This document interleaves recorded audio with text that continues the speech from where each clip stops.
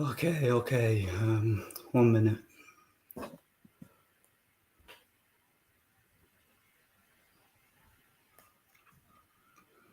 Okay, we should be live now.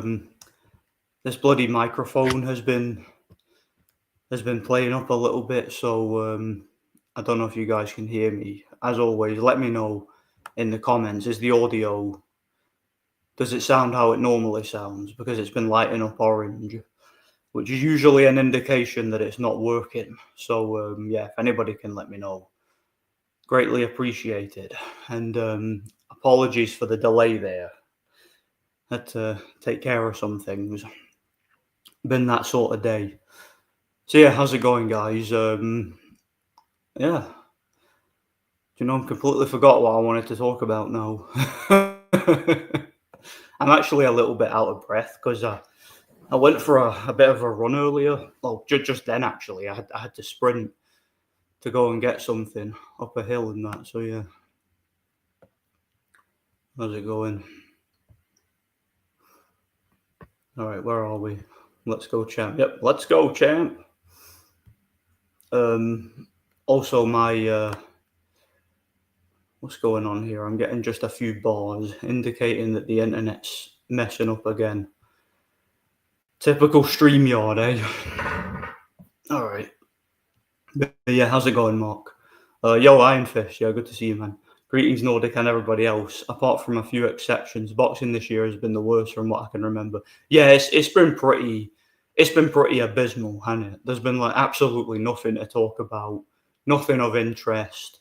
We seem to be just going over old ground as far as the fights that are getting talked about. I mean, Usyk-Dubois, something that was done and dusted a couple of years ago. You guys know my views on that. And now they're talking about Usyk and Fury fighting again this year. I mean, it feels as if boxing has basically just run out of ideas, doesn't it? That's what it sounds like. It sounds as if they've literally just ran out of ideas on what fights to make or what fights to even tease us with or talk about. There's really just bugger all going on. Yeah, it's complete crap. There's bugger all going on, you know. I want Nordic. I want White to pull off beating Moses because White at this point is a cherry pick. Warren's protecting all his fighters from Fabio, Dubois, and Moses. Yeah.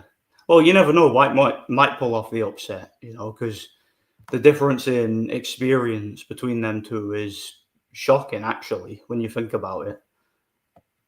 Like, again, Itauma, you guys know my views on him. He hasn't done anything. I don't know why we're even talking about him. Yeah, the establishment's next chosen one. Well, it seems like it, doesn't it? Because the guy is getting way too much screen time. He's getting way too much promotion and mainstream media coverage for a fighter of his level, you know. Any other prospect who's like, 19 years old and hasn't fought anybody at that stage of their career would basically be just an undercard attraction on small hall shows, right? But for whatever reason, this Itauma guy has the entire, like, mainstream, like, British boxing media going on and on about him and, you know, cashing checks that he won't be able to, or writing checks he won't be able to cash. Is that the saying? Hey, listen, I've done it before. This ain't the first time I've put Jake Paul on my thumbnail just as a bit of a experiment. Call it a social experiment. That's what you could call it, you know. Well, I'm gonna let you work that one out yourself, AMS. What do you think? Do I think the majority of Jake Paul's fights are rigged? What do you think? I'll give you 3 guesses on what my opinion is there. Even Dubois, when he was coming up, didn't get as much attention as Itauma. No, he didn't. Do you remember when Dubois was 18, 19 years old and he was kind of knocking everybody out early? And people used to say he was kind of Warren's discount Anthony Joshua. That was I used to say it as well. You know, Dubois was, he was Frank Warren's knockoff version of Anthony Joshua. And that was kind of the narrative with Dubois. He wasn't taking that seriously at all. It wasn't until he started like winning fights at domestic level, like when he beat people like Nathan Gorman, that's when people started to really pay attention to Dubois and see him as a serious contender. But when he was like 18, 19 years old and he was just knocking out journeymen, there wasn't really a lot of hype or a lot of interest in Dubois. Again, but for whatever reason, Moses Itauma, after just a couple of pro fights against nobodies, is getting all this hype. You're getting all this promotion, and I can't get my head around it. Oh, I really need a drink, man. It is too hot. It's too hot, and I can't stand it. I'm actually really uncomfortable because of the heat. I actually regret doing this. Again, I went for a run earlier, and the sun was absolutely scorching. So being in here now doing this, it's just not very comfortable. Not very comfortable at all, you know. It's too bloody hot for me, but thank God this Iron Brew is freezing cold. I love it, man. I love it.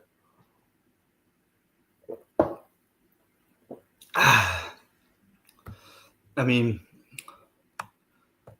it's sad because on paper, AJ had everything to beat Dubois, but his mentality was ruined. He did better versus Usyk than Dubois. Yeah, look, the version of AJ, I've said it before, the version of AJ who Dubois fought was not prime AJ. He had 1 foot out of the door kind of thing. That's basically what happened there, you know. How can White pull it off? Well, he's got the power. He's got the power to pull it off and the experience. So if he takes the fight seriously and comes in shape, that's a very dangerous fight for Itauma.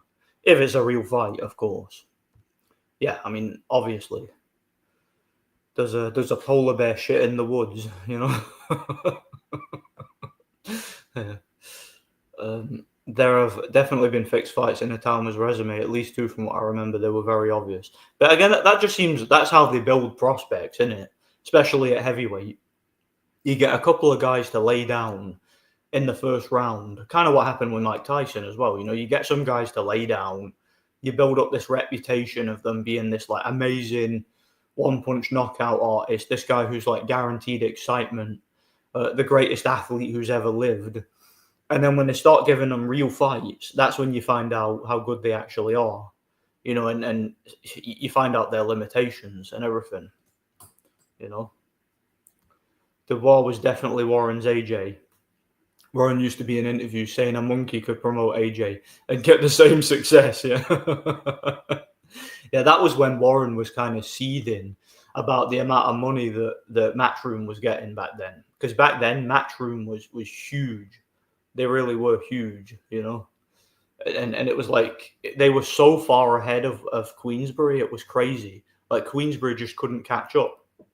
And I think it was because Frank Warren was seen as kind of old-fashioned, the way he was going about things, whereas Eddie Hearn was more in tune. You know, he was more down with the kids, right? You know, in tune with social media and all the modern trends. And, you know, he was really, really learning how to interact with the British public and promote fighters. The problem is when Eddie Hearn started to try to take over America, that was when he realized he was out of his depth. And Frank Warren kind of took back control of British boxing. And now, by far, Frank Warren is the most powerful and well-connected promoter in Britain. Like he's basically took that back, you know. Who do you think would win between Vladimir? Do you mean Usyk and Vladimir Klitschko? It's hard to say. I think Usyk is the technically better of the two. He's more skilled. He's more athletic.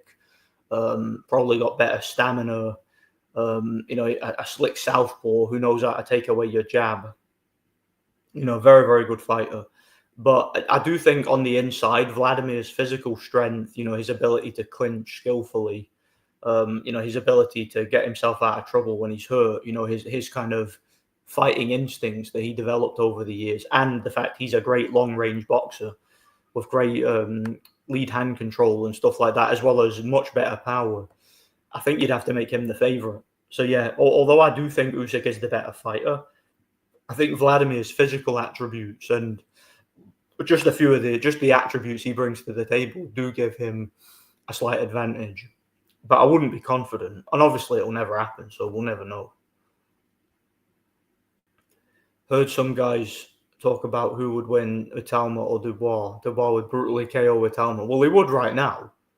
I mean, talk about that fight in 5 years when Itauma has worked his way through English area, British, Commonwealth, European level. Then we'll talk about him fighting Dubois.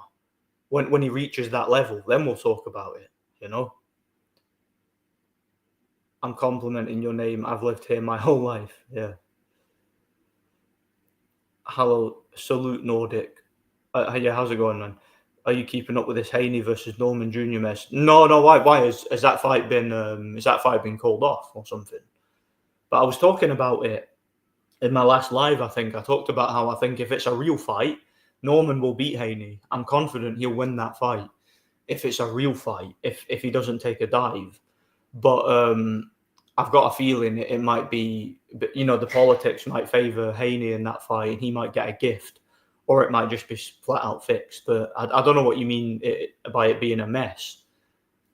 That sounds to me like there's some sort of drama in the build-up. And if there is, I haven't followed it. I haven't followed any of the drama. So, no, I don't know. I don't know anything about it. I think Parker shouldn't have gone to Warren. Warren's giving him the Joe Joyce treatment, giving Dubois the professional treatment. Dubois versus Parker should have been rescheduled. See, that's the problem. This is something I actually wanted to make a video about, but I never really knew how to articulate this. Do you know when you sign with a promoter who is outside your comfort zone, essentially? So, like, let's say if you're... That's a good example, right? Let's say if you're Joseph Parker, right? You're a Kiwi. You're from New Zealand, right? And you sign with a promoter who's from the UK. It doesn't matter how good you are or how marketable you are or anything like that. That promoter is never going to support you over his own guy. Like that promoter is never going to support you over somebody who he has more of a connection with, whether it's like nostalgia, like he brought the guy up from the beginning, like Dubois. You know, he known Dubois since he was a kid, or a guy like Fury who, you know, he's followed Fury's career since the amateurs, and he's done business with him many times over the years. He's made him a lot of money. You know, a guy who's from a different country, who's not a big name where that promoter is from, who doesn't have like a personal connection to that promoter is never going to favor you. He's never going to give you the same kind of treatment that he's going to give his own guy. So I'm always very skeptical about that. I'm always very skeptical when a fighter signs with a promoter who's from a foreign country.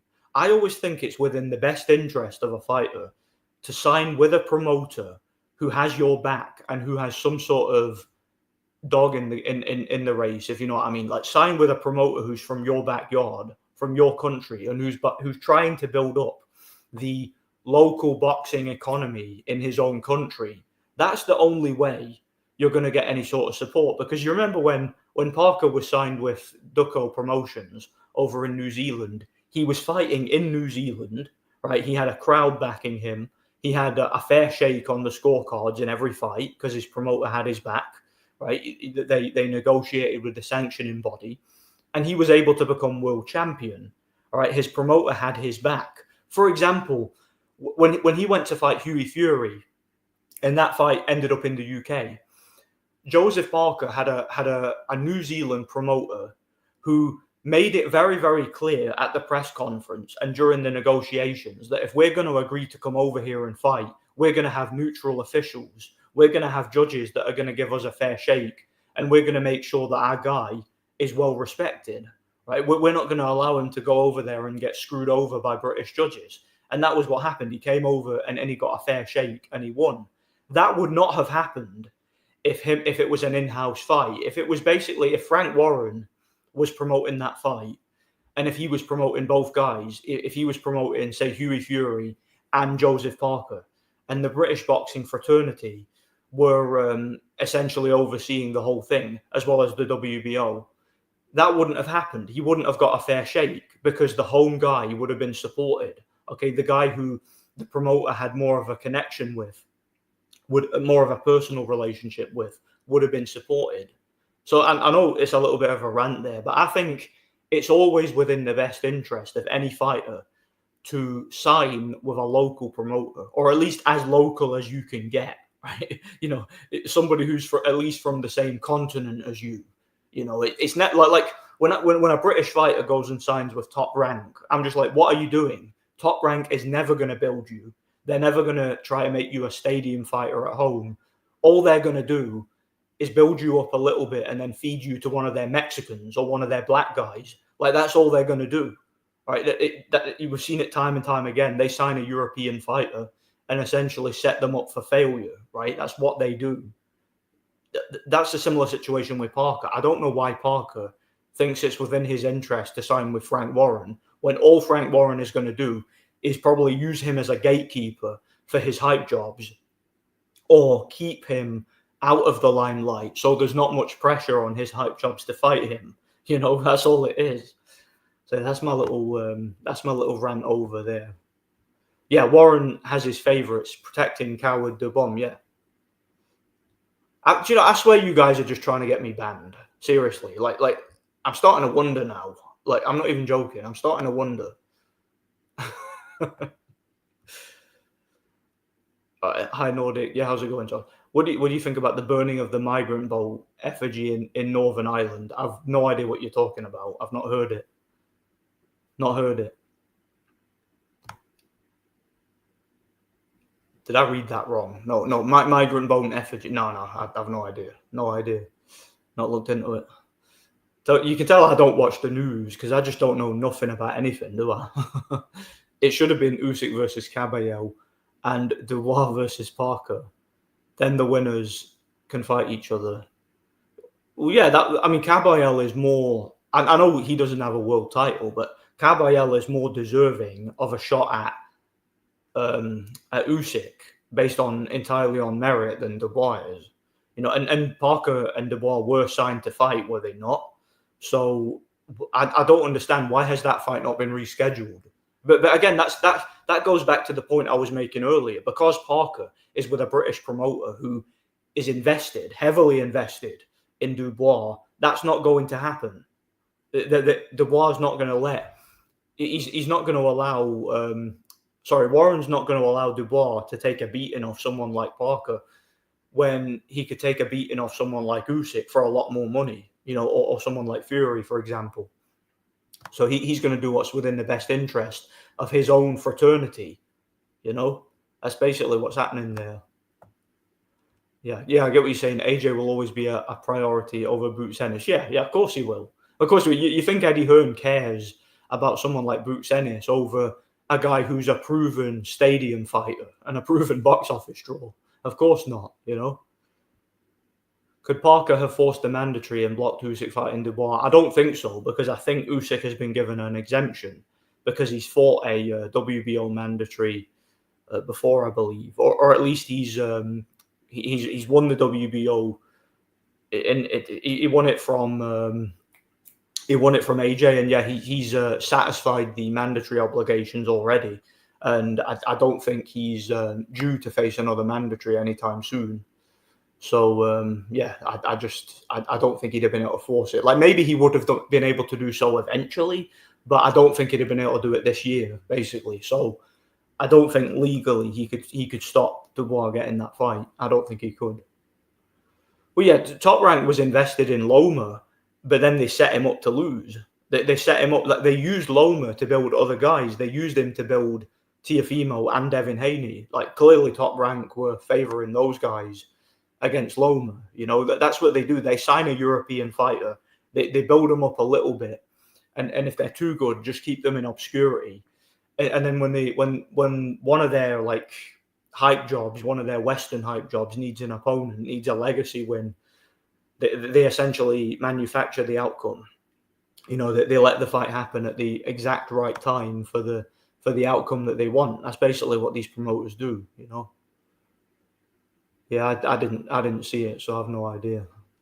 I don't watch the news. I have no idea. Didn't Eddie do the same thing with AJ? Yeah, that's exactly what I'm talking about. That's what he does, you know.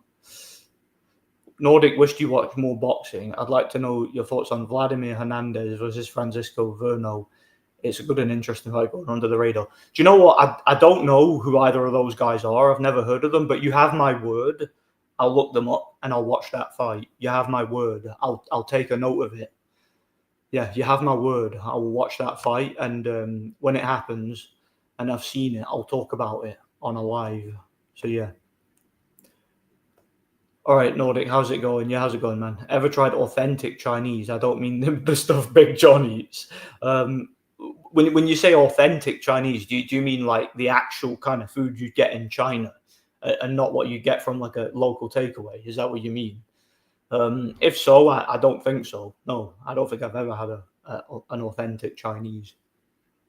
I do like a Chinese though. Like, do you know what I normally get when I get a Chinese? Obviously, I don't get one very often because it's not good for you, but it's all right every now and then. Like when I do get a Chinese, I pretty much always get a special fried rice. I think special fried rice is beautiful, and I'll occasionally get a chow mein with it. It's really good. I had a Chinese on my birthday there, watching Kung Fu Panda. I like Warren, but I do also think Turkey cards are biased towards Queensberry, Adames versus Shiraz. Yeah, I don't think that was just because of Queensberry though. I think it's because Shiraz is a Pakistani and a Muslim and all that, and I think Turkey was starting to get a little bit. He was starting to get a little bit patriotic and a little bit into tribalism. And if you see him ringside at that fight, he was like screaming his support for Hamza Shiraz. He really wanted him to win. So I think that the judges kind of took that into consideration. You know, they want to keep getting their paydays. They better back that guy. You know, I don't think that was really anything to do with Queensberry, or at least not much to do with them anyway. You know, well, I mean, Dubois can't help himself because it's the only way he gets a win over Usyk is if he fouls him all night. I mean, he can't outbox him, can he? He can't outbox him. So yeah, that's how it is. Boots, Ennis, and Shakur are just side missions for Eddie Hearn. Yeah, side missions. Yeah. But it's weird because what I was talking about earlier, Eddie Hearn was like on top of the world and ruling British boxing until he tried to take over America. And I feel as if he got in over his head because ever since then, all the guy has done is make a complete arse of himself, and he's become a complete meme essentially. Like boxing fans just take the mick out of Eddie Hearn now. Even in the UK, he's become a joke. And I think that's because he tried to take over America. You know, he went from having like pay-per-views all the time and big stadium fights in Britain to trying to take over America. And I feel as if he didn't realize how things worked over there. He didn't understand like what the fraternity over there was like. And he just couldn't replicate the success that he had in the UK. So he kind of he burnt a lot of bridges. He cut a lot of ties. Abandoned Sky Sports and went with the Zone and relied pretty much entirely on money laundering. I just think he ruined his reputation and he ruined his hold that he had over British boxing, you know, by trying to branch out a bit too big. It seemed like he had delusions of grandeur, you know. I'm hoping Usyk beats Dubois again, but I just have this feeling that the politics and corruption are going to help Dubois. I just have a bad feeling about that. Yeah, I think a lot of us have got that same feeling, and it's not hard to see why. I mean, to be fair, Usyk's looking pretty good in training. He's looking pretty good. He's looking strong. He's looking fit. He's looking fast. Seems to be taking it seriously from a tactical point of view. I've been watching some of Usyk's training because I've been getting recommended quite a bit of it, and it's like he looks as if he's taking the fight seriously. But again, all we need, or what all Dubois needs, is for a referee to turn a blind eye to his tactics, and that might be all he needs to get the win. So yeah, we'll see. The foreigners here said they can't replicate the taste back home. Oh, you mean the taste of the Chinese food? Yeah, because I always assumed like that can't be what Chinese people actually eat, because like the Chinese food, like if you get a Chinese in this country, like you order a Chinese, you're full for days. like you eat it and you don't want to eat anything else for a couple of days. Like that's how much like fat is in it, how much carbs is in it, how much oil, how many calories. Like Chinese dinners are just so big, right? But obviously, if you look at Chinese people, most of them are very thin, right? They're very small people. So I very much doubt that in China they eat that much, or that they eat like food that's that high in calories. I'm assuming it's very different in China. Yeah. Oh, Nordic warrior. Yeah, that one. We need to get like a proper chant that sounds, that takes into consideration the syllables. Nordic warrior. Turkey should ignore that tribalism. I get you prefer your alone, or you prefer your own, but don't mess other people over. Yeah, exactly. And the same goes for any promoter, anybody who's controlling boxing like that. The fight is happening today on Pro Box. Is the main event nice? Well, I'll definitely. I probably won't watch it live, but I'll check it out afterwards and I'll look those guys up. I'll take a note of it. Let me see. What were their names again? Let me know their names so I can like jot it down somewhere. I forgot their names already. I'm sure you'll let me know in the comments. Same as me, special fried rice and chow mein, yeah. And like see on the days see if I'm getting a Chinese, that's what I always get, the special fried rice. And again, I'll occasionally get a chow mein. See if I'm feeling like a right fat ass, I'll sometimes also get a portion of chicken balls and curry sauce. I'll sometimes get that and all, but that's pushing it a little bit because when I eat that, I feel awful afterwards. But again, it's just an occasional thing. But yeah, I do like a Chinese. I must admit, I do like it. It's not the kind of thing I'd recommend eating on a regular basis, but I do enjoy it. I'm not like one of these people on My 600-Pound Life, where they eat like a Chinese for breakfast, like an Indian for lunch, and then like have a buffet for dinner or something. I'm not like one of them. I was thinking of making a video about that show, by the way, my 600-Pound Life, because I've been like binge watching that later. Like if you guys have ever seen it, it's amazing. Oh yeah, that's true as well. Shiraz had Muslim bias towards him, Turkey, going around telling him the scorecards. Yeah, he did. Turkey shouted, "Kill him!" Did you hear him? He went up to Shiraz in the corner and he's like, "You're behind. Kill him." That was brilliant. I remember that clip went viral. Chinese takeaway with a Chinese beer like Sintago or Tsingtao is class. I've never had that before. Never had that kind of beer. Yeah, careful. Big John might take your Chinese. Yeah. Don't tell Big John. He'll eat you out of house and home. Bloody tell that guy about a Chinese and he'll be there in a flash, Big John. I need another drink, man. You see how bright it is? I've actually got, because I don't have any curtains in here, I've got a flipping bin bag on the window and it's still bright in here. That's how bloody hot it is today. Sun's killing me, man. A nice freezing cold drink.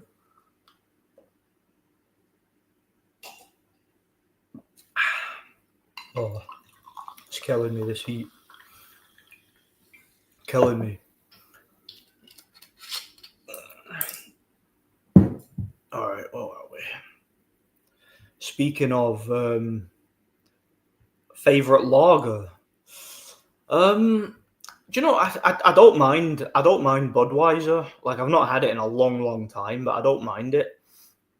I don't mind like that Asahi or whatever you call it. That's quite nice. Or a Madri, or are they even lager? I don't know. Like, whatever they are. Like I've had them in pints before. I don't really mind them. Not a big drinker though, as you guys know, but I do very occasionally. But yeah, those are ones I don't mind. I think also Fury's return helped Warren a lot. Queensberry took over after the treat. Oh yeah, because when Fury signed with Queensberry, that's definitely true. Like when Fury signed with them, they were able to really market Fury's comeback and like his weight loss story and his recovery from depression and all that kind of stuff. They marketed that stuff really well. And they made Fury really, really big, and they made him into like a celebrity off the back of it. And I think, again, because that was so big in both America, like the Wilder trilogy was so big, people were starting to get a bit sick and tired of the Anthony Joshua hype.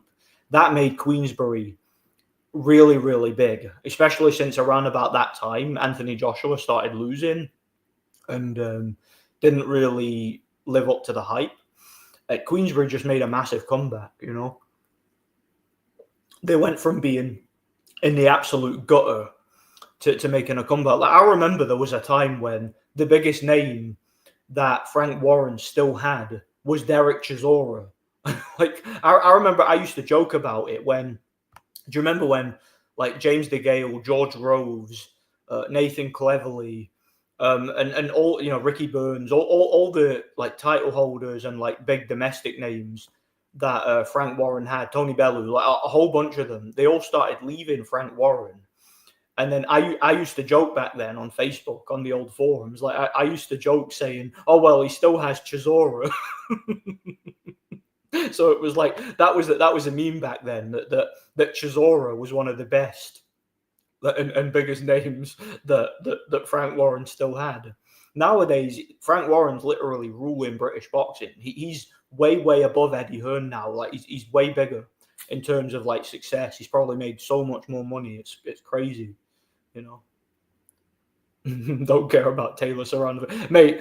I knew putting that as the thumbnail would I knew it would draw in a few, like, I don't know, like a few normies and maybe piss them off a bit. I was kind of hoping for more.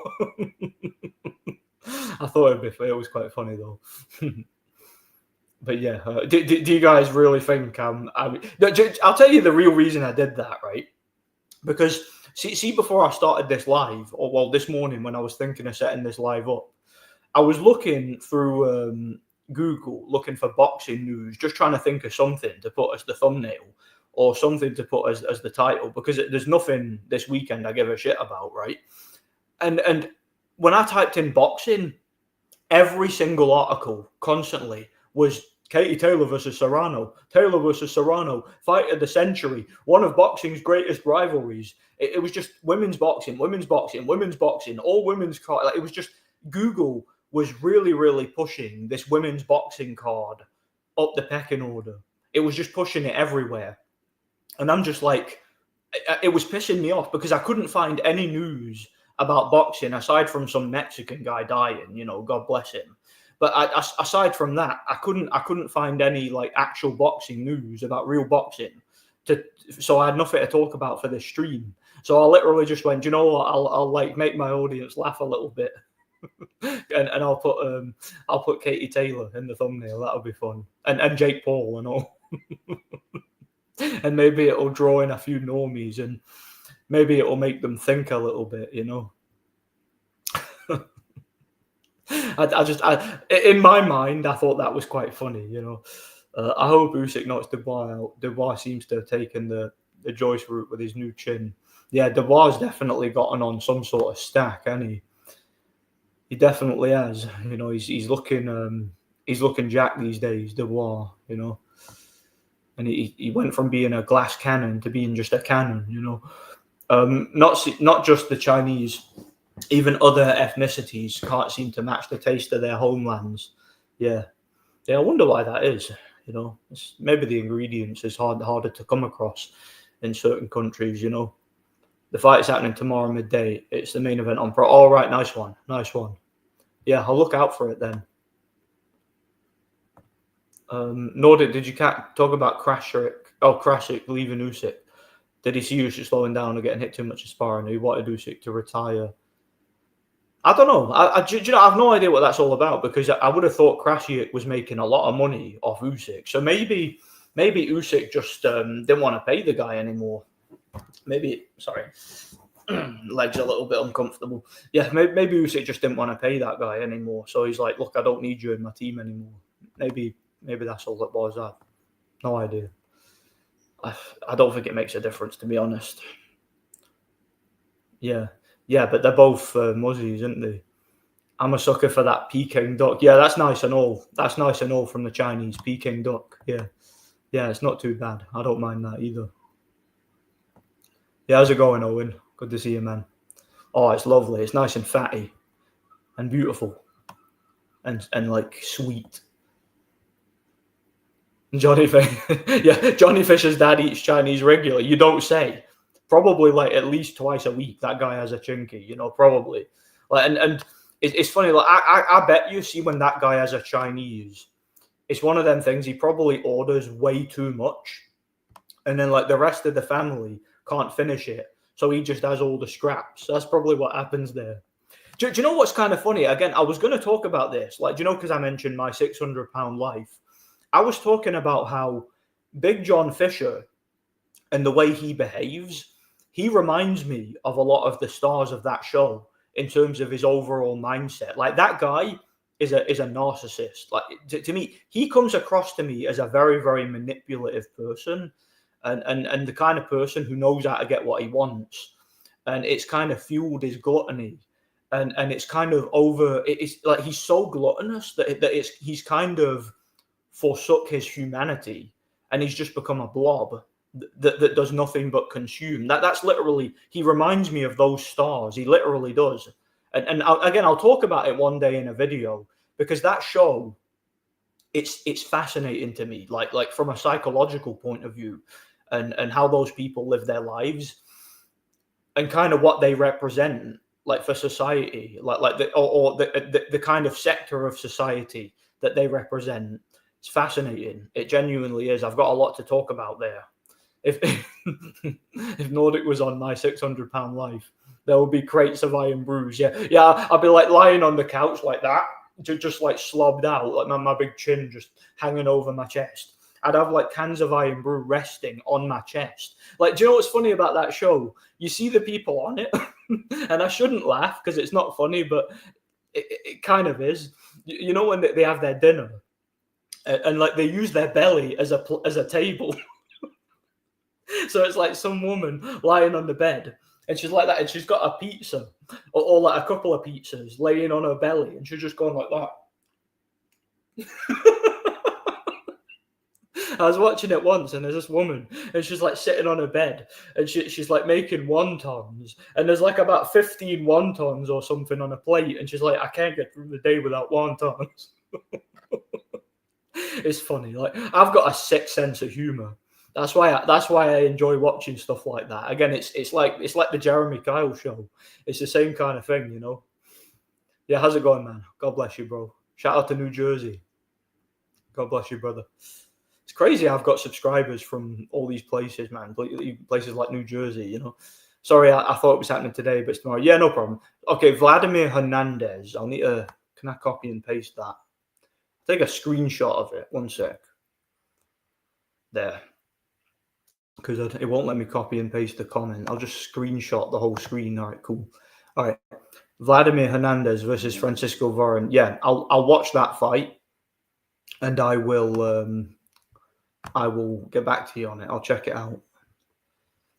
Chinese always destroys my stomach every time I eat it. Puts me on the toilet for a while, so I always have to limit how often I eat. Yeah, again, it's one of them things. It's once in a blue moon. Like, I don't understand, and I know people who do this. I don't understand how you could have a Chinese every week. Like, there's people who have a Chinese every Friday. I don't get how you could do that. That would make me physically ill to have a Chinese every single week. I don't know how people do it. Unless you're ordering like just, I don't know, a little bit of rice or something. But like ordering a Chinese every week, I could never do it, man. Could never do it. Or multiple times a week, as Johnny Fischer would do. I know you get a lot of retrospective requests, but would you feature Sonny Liston, Rocky Marciano? Yeah, well, Rocky Marciano one, that's been on my to-do list for a long time. I've got a very long video, should be coming at some point, about Rocky Marciano, because I have a lot to say about him. And Sonny Liston, he's a fascinating guy too, and historically very interesting. So I'd definitely be open to doing one about him. The Chinese takeaway owner has 3 Ferraris. Thanks to Johnny Fisher. Yeah, Johnny Fisher is like paying that guy's mortgage. He's a number one customer. You know that. Brilliant. Yeah, absolutely boiling, mate. It's killing me. This heat is killing me. I went for a run today, and like the sun was just scorching me, man. Like I'm even in here right now, I'm all shaded, and I'm still roasting, sweating my bollocks off in here, you know. Yeah, my Iron Brew life, yeah. Literally just lying on the bed, like cans and bottles of Iron Brew everywhere. And I'm just like, it's playing like the sad music. I can't get through the day without Iron Brew. It's like my missus has to come in and wipe my arse for me, and shower me and stuff like that. That's what it's like on that show. Like the people can't even wipe their own ass, and they can't even shower or nothing. They need like their parents or their spouse to do it for them. It's crazy, man. Was Fury's recovery from depression really him serving a ban for peds? Probably, but that's not how it was marketed. Obviously, it was marketed as him recovering from depression. So yeah, that's as far as we're aware, that's what it was all about, you know. How good do you think Sonny Liston was? How do you see him doing against Marciano, Lewis? I think Marciano and Lewis beat. Sorry, I think Marciano beats both of them. I think he beats like a prime Lewis and Marciano would be very, very tough, very hard fight. But I think Marciano would still beat him, probably a stoppage in the championship rounds or something like that. Marciano had too much stamina, was far too persistent. He would he'd just break him down and he'd just knock him out, in my opinion. As far as Foreman and guys like that, it'd just be way too big. Foreman would be way too big for Liston, and he'd be way too big for Marciano as well. Marciano versus Liston, that's an interesting fight, and that's a fight that could very well have happened, but I don't know. I don't know who would win that fight. I think Liston's probably the bigger puncher, way better jab, but Marciano had a much bigger heart. Marciano was more athletic, better foot speed, better on the inside. I'd probably favour Marciano, probably on points, I would say. Just on accumulation, on work rate, on effective aggression, I'd probably go with him to win that fight. So yeah, I'd probably favour Marciano. Foreman and Fraser are probably too big for them. It's definitely Foreman. Now, maybe not Fraser, but definitely Foreman. He'd be too big for them, you know. Holyfield versus Hay. I think Hay would probably hurt him early on, but Holyfield would probably have the durability and the stamina to get back into the fight and probably win on points. I don't think he'd stop Hay. I think he'd beat Hay on points, personally. Yeah, Holy Roids. Evan Fields. Are you on Boxing Forum 24? Chris Warner. Boxing scene. Do you mean Boxing News 24? Is that what you mean? Because I go back a long way with that website, but no, I'm not on Boxing Forum 24. I don't know what that is. But yeah, I've been on Boxing News 24 in the past. I don't use it anymore though. That's a lot of people don't realize. See that site, Boxing News 24. That's a troll site. It's actually a satirical troll boxing website. I'm surprised so many people don't realize that. It's always been that since the beginning, you know. Women boxing can be pushed as much as possible. Nobody likes it. No, of course not. Of course nobody likes it. Nobody ever will. It's just propaganda and Marxism. That's all it is, you know.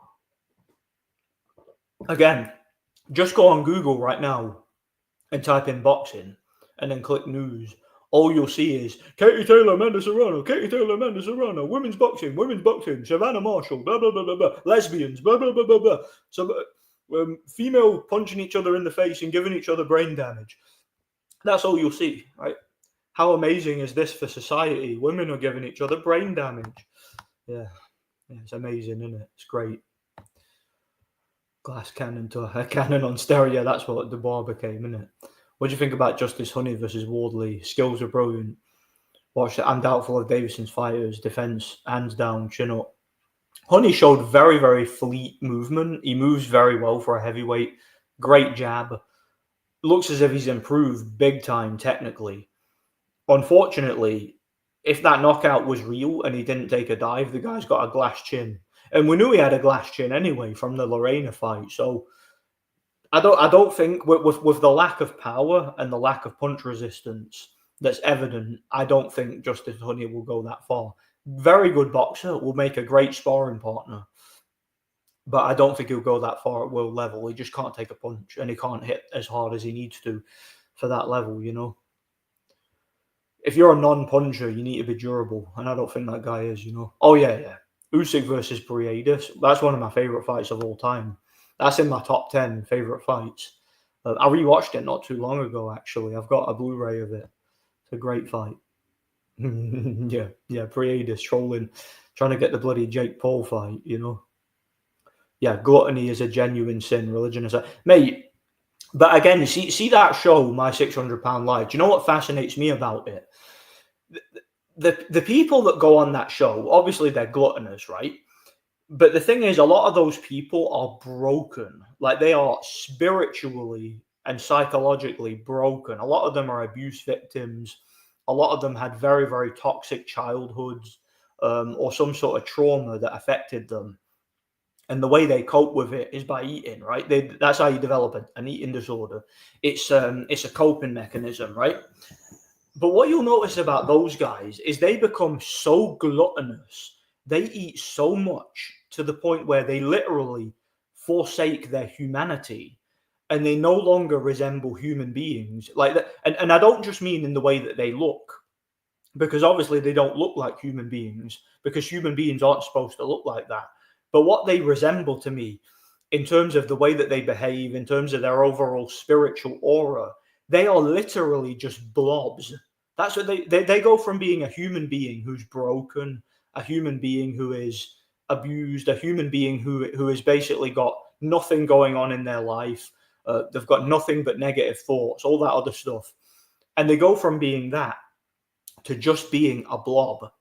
And all they do is consume. Like, I was watching it one time, and I was nearly in tears watching it. Like, I know I laugh about it and I enjoy it. Like, I kind of make fun of them, and I get that. But one time I was watching it and I was nearly in tears, right? It was this black guy, and he was like, he wakes up in the morning, and you probably can find the clip out there. He wakes up in the morning, and they may have been exaggerating for shock value, but I wouldn't doubt. I wouldn't be so sure about that, because you can clearly see that these guys are really, really, like, so overweight that it's a miracle they're even alive, right? So I wouldn't be surprised if they weren't exaggerating what these people do every day. So basically, it was this black guy, right? He gets up in the morning, and he's like, the first thing I do is order a takeaway. So it's like, as soon as he gets up, he can't think about anything besides eating. That's all he wants to do. It's all he thinks about. And he orders the kind of takeaway that this guy orders for his breakfast. I'm talking, it's like 15,000 calories. It's the kind of meal that a whole family would eat in about a week. I'm not exaggerating. I'm not taking the mick. Like, this guy would order multiple pizzas, multiple, like, large breakfasts, like big, like just like a box this size filled with, like, toast and cheese and all sorts of just, like, slop, right? Goy slop. He would eat about 15,000 calories in one meal. And then after finishing his breakfast, he says to the camera, as soon as I finish my breakfast, I'm thinking about what to order for lunch.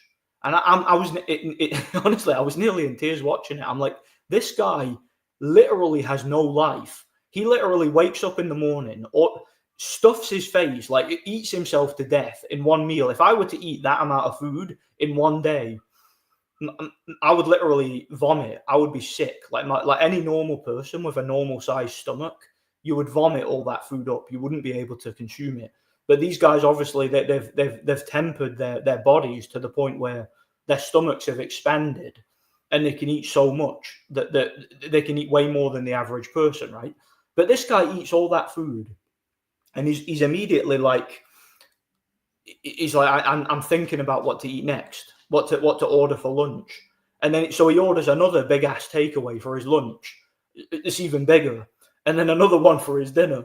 And I'm like, that's literally this guy's life. He gets up, orders breakfast, lunch, and dinner, then goes to bed.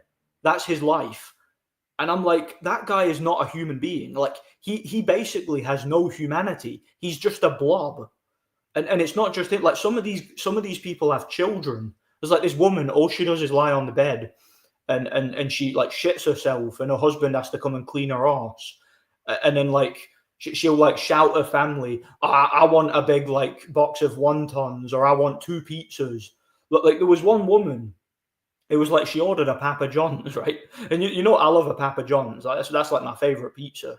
She ordered 2 large pizzas, about 24 chicken wings, and like all sorts of sides and everything, and eats it all herself. Probably about like 15,000-20,000 calories in one meal. Like, guys, that show is fascinating. Like, honestly, it's a fascinating look into like psychology. And when you say, like, again, gluttony is a sin, it's like these people, you know how people say that sin takes over your life entirely? Sin can literally destroy your humanity. These people, they don't resemble human beings. They resemble just large gluttonous blobs who just all they do is eat. And it's like they become like expert manipulators, because these people, because they have no humanity about them, they have no empathy, things like that. They're very, very good at getting what they want and manipulating their enablers. And that's something that I've noticed with Johnny Fischer, or with Big John Fischer, because Big John Fischer, he obviously, his brand is being a fat guy who says the word bosh and talks about eating Chinese, right? That's why he's famous, right? It's why he's well known on social media. But then when anybody insults him or calls him a fat ass or tells him he should lose weight, what he does is he guilt trips people. Like, he'll go on camera and say, "Oh, people have committed suicide because of bullying for their weight and eating disorders." So he's trying to get people to feel sorry for him. So even though he clearly markets himself as a fat guy who again says bosh and talks about eating Chinese, that's his he's basically cooning, right? He's basically using that to get attention, even negative attention. He then turns that around and tries to guilt trip people into feeling sorry for him and giving him what he wants. That's exactly like that is exactly the kind of behavior you see from the people on that show.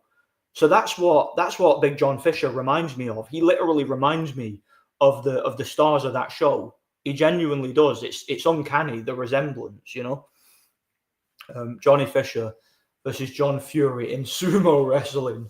Winner gets a 2-liter Coke. That's funny. Yeah, Nordic deadlifting, crates of iron brew. Imagine that. Yeah, that'd be funny.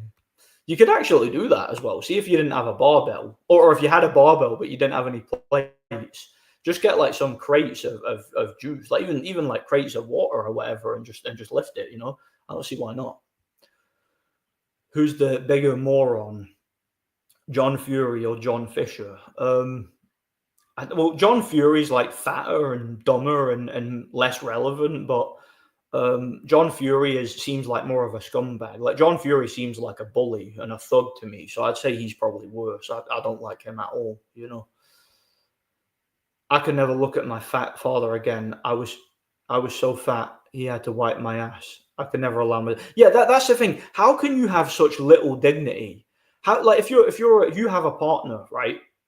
Like, you've got a wife or a husband, like how could you allow your spouse to wipe your ass? Like, how could you be so out of shape that you can't even get up to use the toilet and clean your own ass?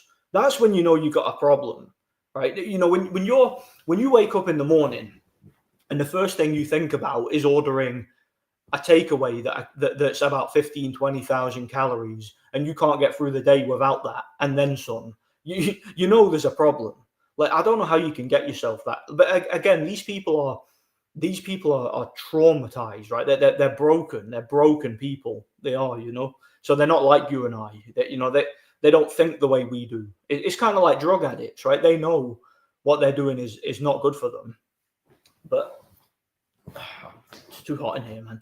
But yeah, they can't control themselves. It is what it is, Would you be surprised if most of your fan base was not white? Turkey would say you need to be more tribal. Well, not all my subscribers are white. I know probably a lot of them are, but not all of them. So it wouldn't surprise me at all, David Avanesian would be a good retrospect. Yeah, that'd be all right. David Avanesian, I'd say he's a good, European level fighter who's managed to win a world title. So yeah, that'd be a fun one to talk about. Glass cannon to loose cannon, the bombs. Yeah, that's the site. I think they changed the name now. They even ask you troll questions upon sign up. So yeah. Like it's a really fun. It's a funny, like, satirical troll website that used to really make people angry back in the day. Like, especially back in like 2009 to like 2012, that website was really funny for just annoying people, and it used to really get some like interesting discussions off the back of like clickbait. But I've not visited that site in years, I don't think. It's been a long time, so I don't really know. I hope Zepeda actually comes to win. It's a real fight. I got Zepeda domination Twitter. So yeah. Look, in a real fight, Zepeda will just charge at Shakur, get in on the inside. If he has to take a few shots on the way in, who cares? The guy can't punch. And then just beat his ass. Just beat his ass on the inside. Make him quit or stop him. That's all he needs to do. I don't want to hear after the fight about he was scared of the counterpunching or he ran out of gas after 2 rounds. I don't want to hear that.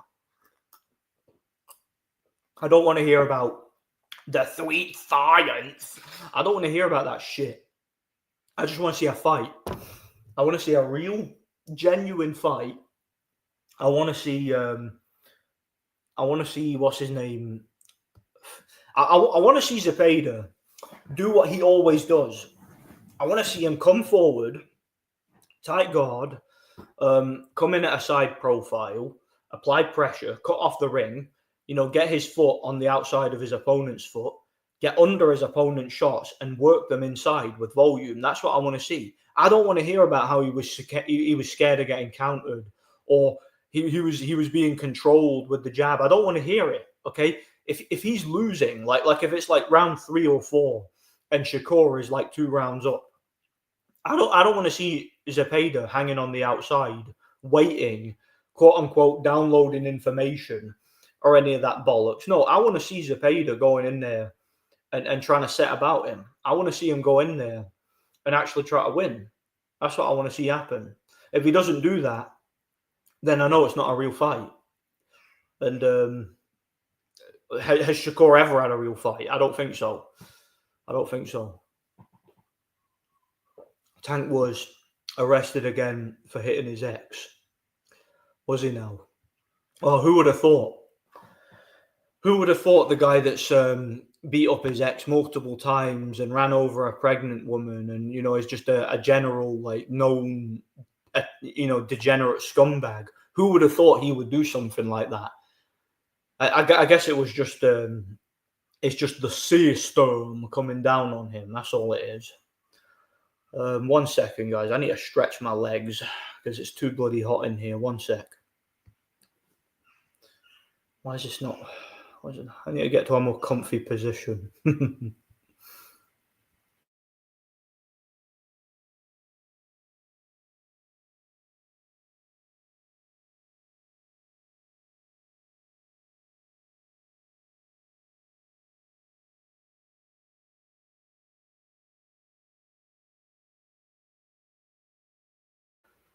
Oh man, it's too bloody hot in here. It really is. I got this new couch as well, and it takes up like most of the bloody living room. It's massive. But it didn't know how big this couch was until we got it. It's bloody huge. I don't know how people on that £600 life get to that point. Yeah. Well, what surprises me is I don't know how they're even alive. I don't know how you can even live when you're that size. How can you even live? It's crazy. Like how does their body not just give out on them? Like when I was about, you guys know, when I was about 220 or something like that, 230, a couple of years ago, I was struggling to walk at that weight.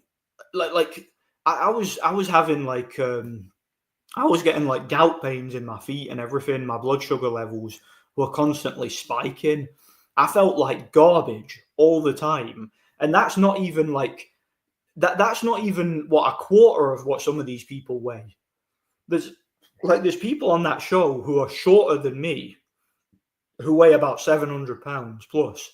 And these guys, again, they're so big, that they can't wipe their own arse, they can't get fit into the shower, they can't do anything that a normal human being would do. All they can do is eat. They just lie on their bed all day and eat. And I don't know how their bodies don't give up. You know, how do their bodies not give out on them at that way? It's crazy. And not only that, but how do these people, like, how do they afford to eat so much? Like, the benefit system in America must be really messed up.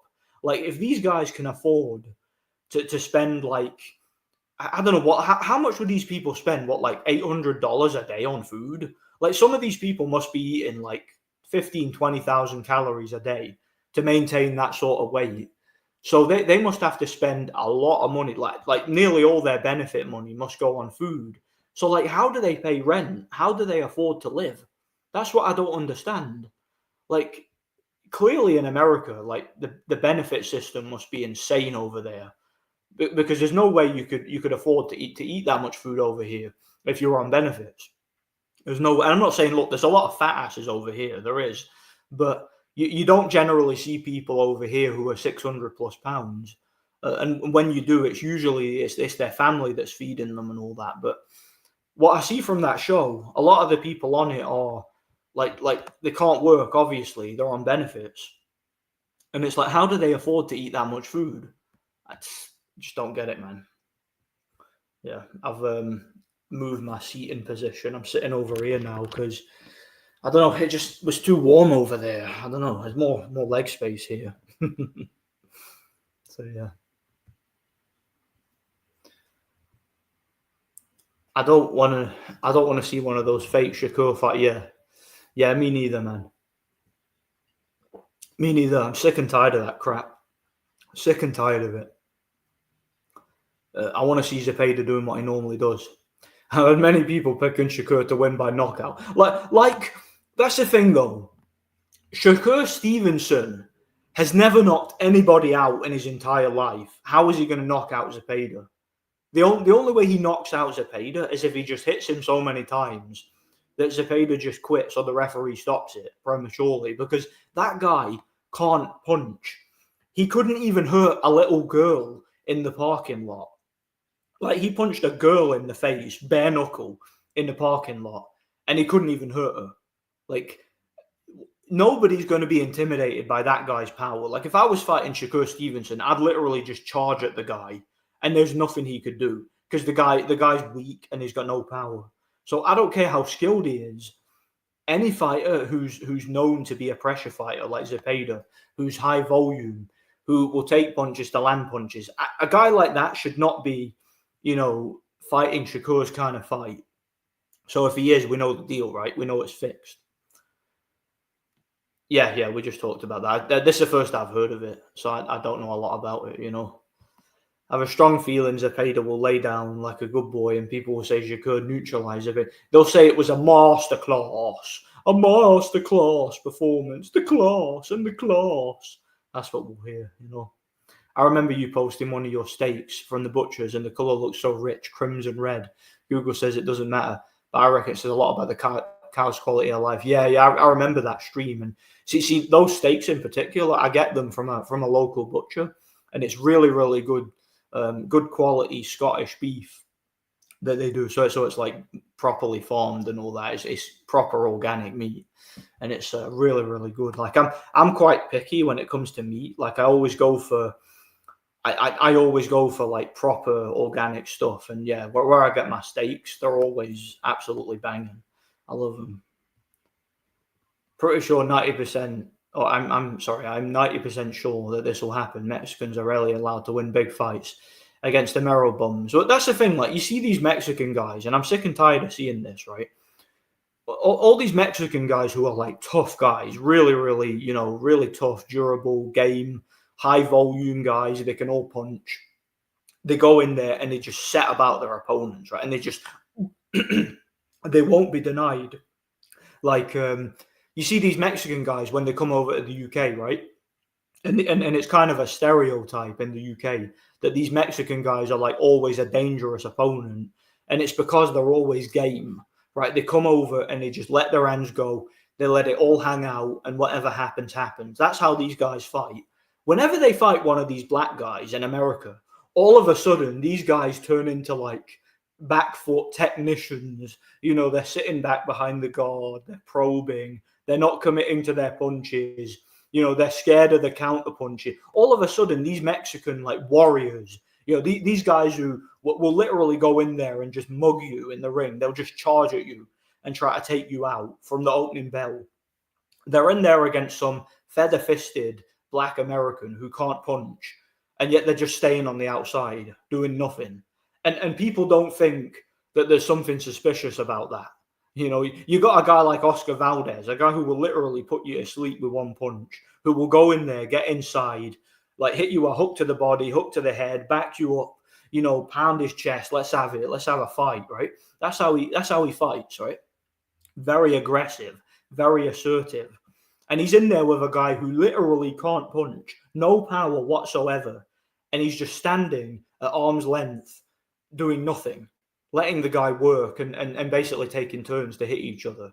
It doesn't take a genius to figure out what's going on here, Johnny is just excusing his behavior by using people who are on edge. I told Triple B about this, made a video, and then got blocked by Fischer. Yeah, that's the thing. John Fischer, like I was saying, he really reminds me of those 600-pound life stars because again, he's very manipulative. And he's very good at making people feel sorry for him. Like he acts out and does a whole bunch of cooning. Like, look at me, I'm a funny fat guy. And then that's his brand, right? That's how he builds his name. And then when someone calls him out on it or tries to make fun of him for it, he plays a victim. He's like, oh, I might commit suicide because of this. You're contributing to body shaming. And all of a sudden he's all serious and he's all like some sort of advocate or activist. That's how manipulative that guy is, and that's how he's been able to get what he wants. Basically, he's a manipulator. I still don't know how Tank can have fans the amount of time he beats women, or maybe that's why. Maybe these guys just don't like women, so they enjoy him. It's like Ted Bundy. He had a lot of fans too, didn't he? So, and most of his fans were women. Ironically enough, it's funny. I seen a thing recently. It was. Chris Brown, the singer, he did a gig here in Scotland, right?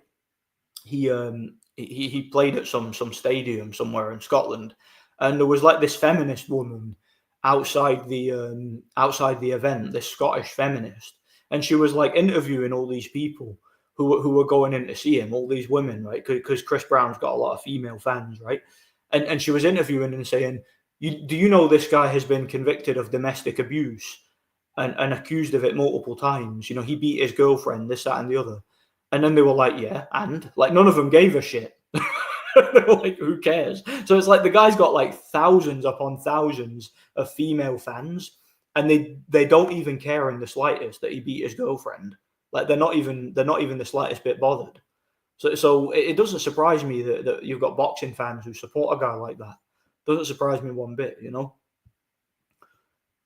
You do also need to take into consideration genetics and upbringing when it comes to obesity. Like you mentioned, the Chinese being typical small, they still eat bankers. So again, that's just something that I can't imagine. Like when you get a Chinese dinner and the amount of calories and the way it's all cooked in oil, I can't imagine like Chinese people when you see them the size they are. I can't imagine them eating that much. Maybe it is just genetics. Maybe these people just don't gain weight. Maybe that's what it is. But I do find it a little bit, I don't know, I do find it a little bit hard to believe that it's just genetics because, again, it's just all, like I said, all the food, it's really, really starchy and it's all cooked in oil and it just all seems to be the kind of thing that if you're to eat it, it just bags you up. Like it doesn't really, there's not a lot of protein in it.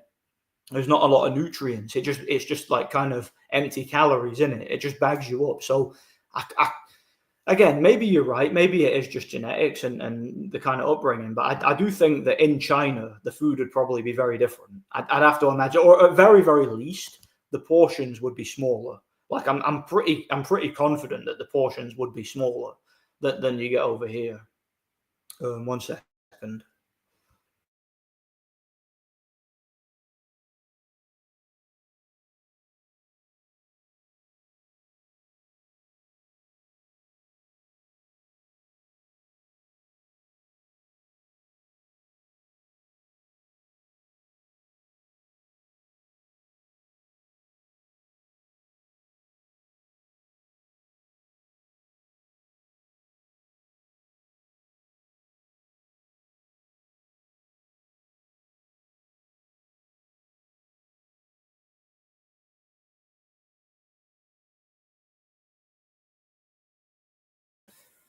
Sorry about that, guys. Again, I'm getting very uncomfortable because of the heat in here. So I'm just going to lie down with the bloody microphone. You've no idea how hot it is today. It's awful weather, man. Taraji is fighting Sandoval, who's a top 5 fighter at the end of the month. He's already got a win against Akui, who was ranked number 1. Yeah, I saw that on BoxRec, that Kenshiro Taraji is going to be fighting that guy. That's an interesting fight. Very interesting fight, actually.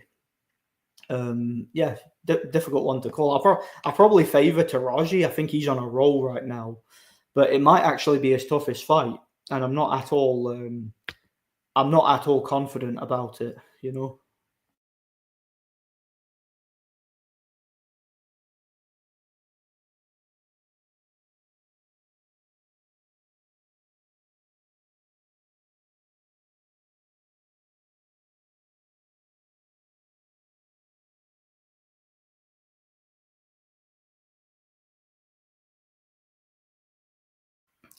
Bloody microphone. All right, where was I?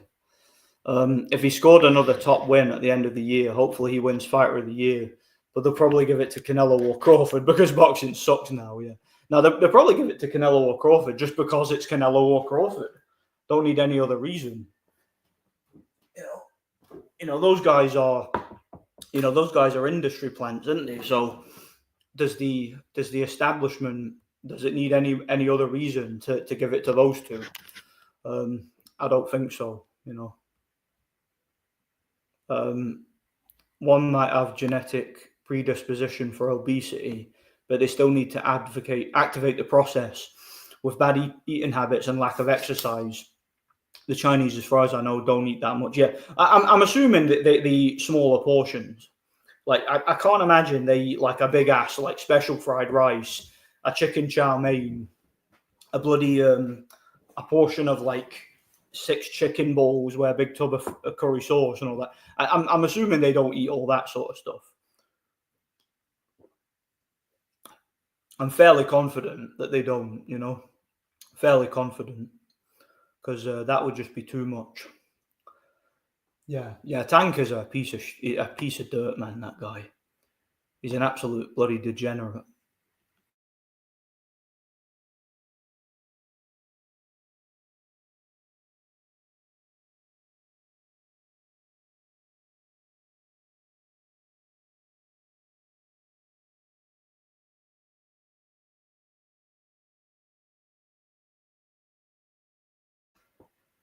One second, where was I? Yeah, my point is, it's a bit of both. I can indulge in gluttonous behaviour and not turn out like a pudding. But because that's the thing. Some people's bodies, and I don't exactly know.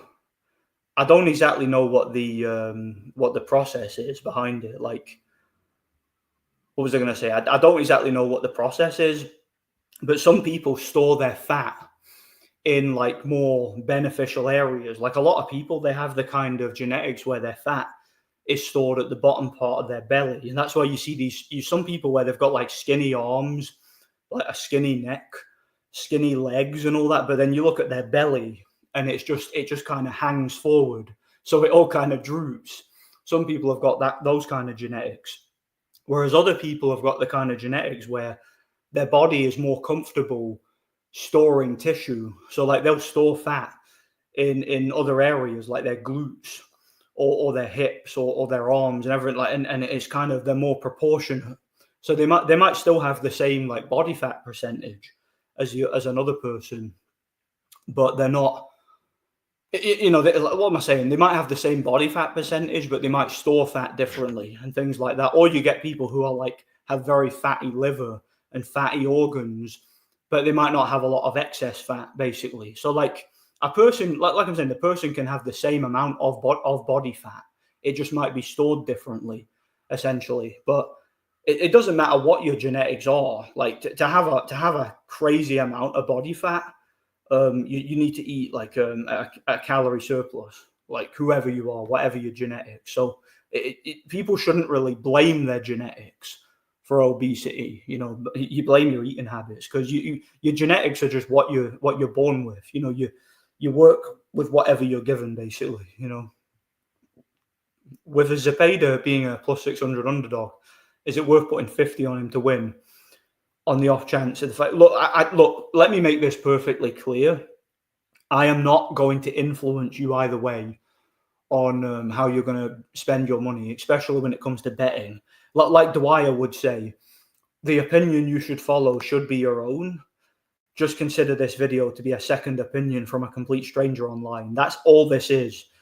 Do not, please, 100%, do not make a decision on betting your money based on me, based on anything I have to say. Don't do that. I don't want to be responsible for that. So if you want to bet on him, it's totally up to you. If you don't, that's totally up to you as well. Do not allow me to be, again, because I don't want to be responsible for you losing money. I don't want to be responsible for that. You know, it's up to you. It maybe it's worth it, but it's up to you. Yeah, I'm in Scotland. That's right. The system is coming down and oppressing him. Yeah. I've seen £600 life contestants having parts of their body begin to turn green. Yeah, mate, it's terrifying. Like, there was that guy. Do you ever see that one? It was like he lifted his legs up and his legs were covered in boils. It looked as if they were covered in ticks and all that. There was one, it's like she had maggots under her skin. It's so scary. There was this one woman where she lived with her mum, and her mum had to wipe her ass for her because she would basically like crap herself in the bed. And basically, like, she showed her ass to the doctor guy. You know, just like he had that shocked look on his face because basically her mother wasn't wiping properly because she was too old. She wasn't strong enough to wipe her ass. So like it was just a big buildup of like feces in her in her backside that had been there for like years, and it was all infected. Oh, it's disgusting, man, disgusting. But it's fascinating. Even though it's disgusting and it's like a gross out thing, it's fascinating to watch. You know, when you see how they shower and how they get around the house and all that, it's insane, man. It really is. Hamza Shearer seems chinny to me. It could be right. Yeah, he looks it, doesn't he? He could be the next Amir Khan. Who knows? My boy Nordic. Yeah, how's it going, Reverse League? God bless you, man. Started a stream. Nobody told me. Praise Jesus. Yeah. Well, maybe Jesus set a bunch of events in motion that led to you seeing the stream. Who knows? God bless you, man.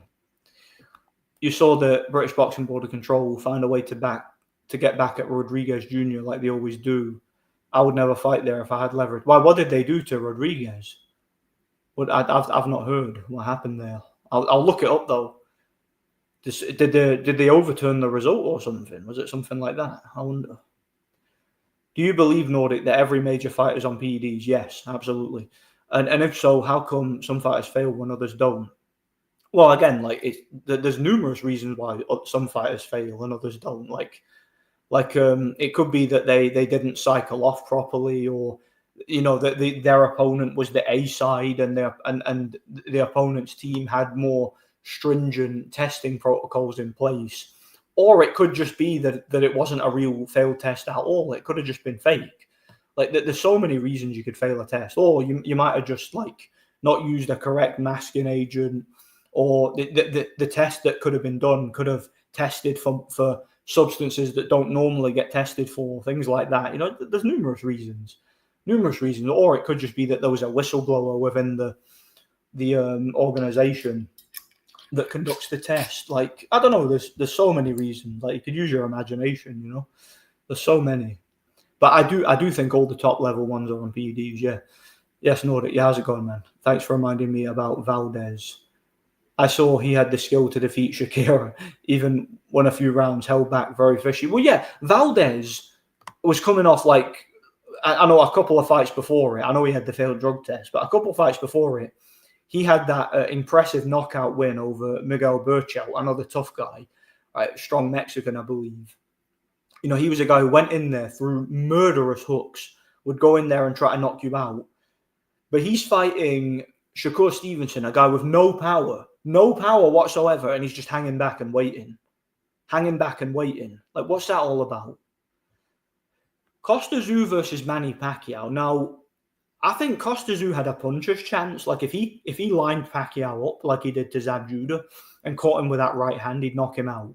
So in the first few rounds, I give Costa a really good chance. I think if he failed to knock him out, Pacquiao's speed and athleticism would take over, and he would beat Costa on points. So yeah, I think a very, very dangerous fight for Manny early on. But the longer it went on, the more it suited him. He's the better athlete, and he had more. He had better speed, better stamina. He was a better fighter in terms of just athletic ability, in my opinion. Costa might have been technically better. Manny was a lot better athletically, you know. Devin hit his ex-wife while she's pregnant. What you expect from someone who? Well, I mean that's just very, very common with these Ameribums, isn't it? People actually simp and hurt themselves for their heroes. Women who simp over indie are actually genuinely scary. Yeah. Well, anybody who simps over anybody has got something going on, haven't they? Psychologically. So I don't understand that kind of behavior. Nordic, open the stream link so we can talk. Don't tell me what to do on my channel. If I want to open the stream link, I will. You'll sit and wait like a good boy, right? Did you see Haney made a bodyguard bully Norman Jr.? Oh, is that what thing he was talking about earlier? Yeah, someone mentioned earlier there was some drama in the build up to that fight. I hadn't heard of it.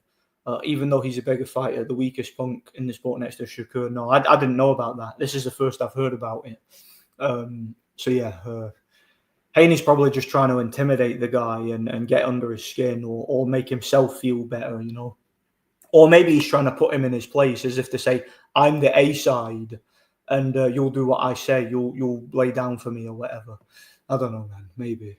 I'll need to look into it myself. In China, they just eat rice, bread and meat, onions too, yeah. But I'm assuming they eat much smaller portions to what people eat here, you know, when they order a Chinese. I'm assuming so.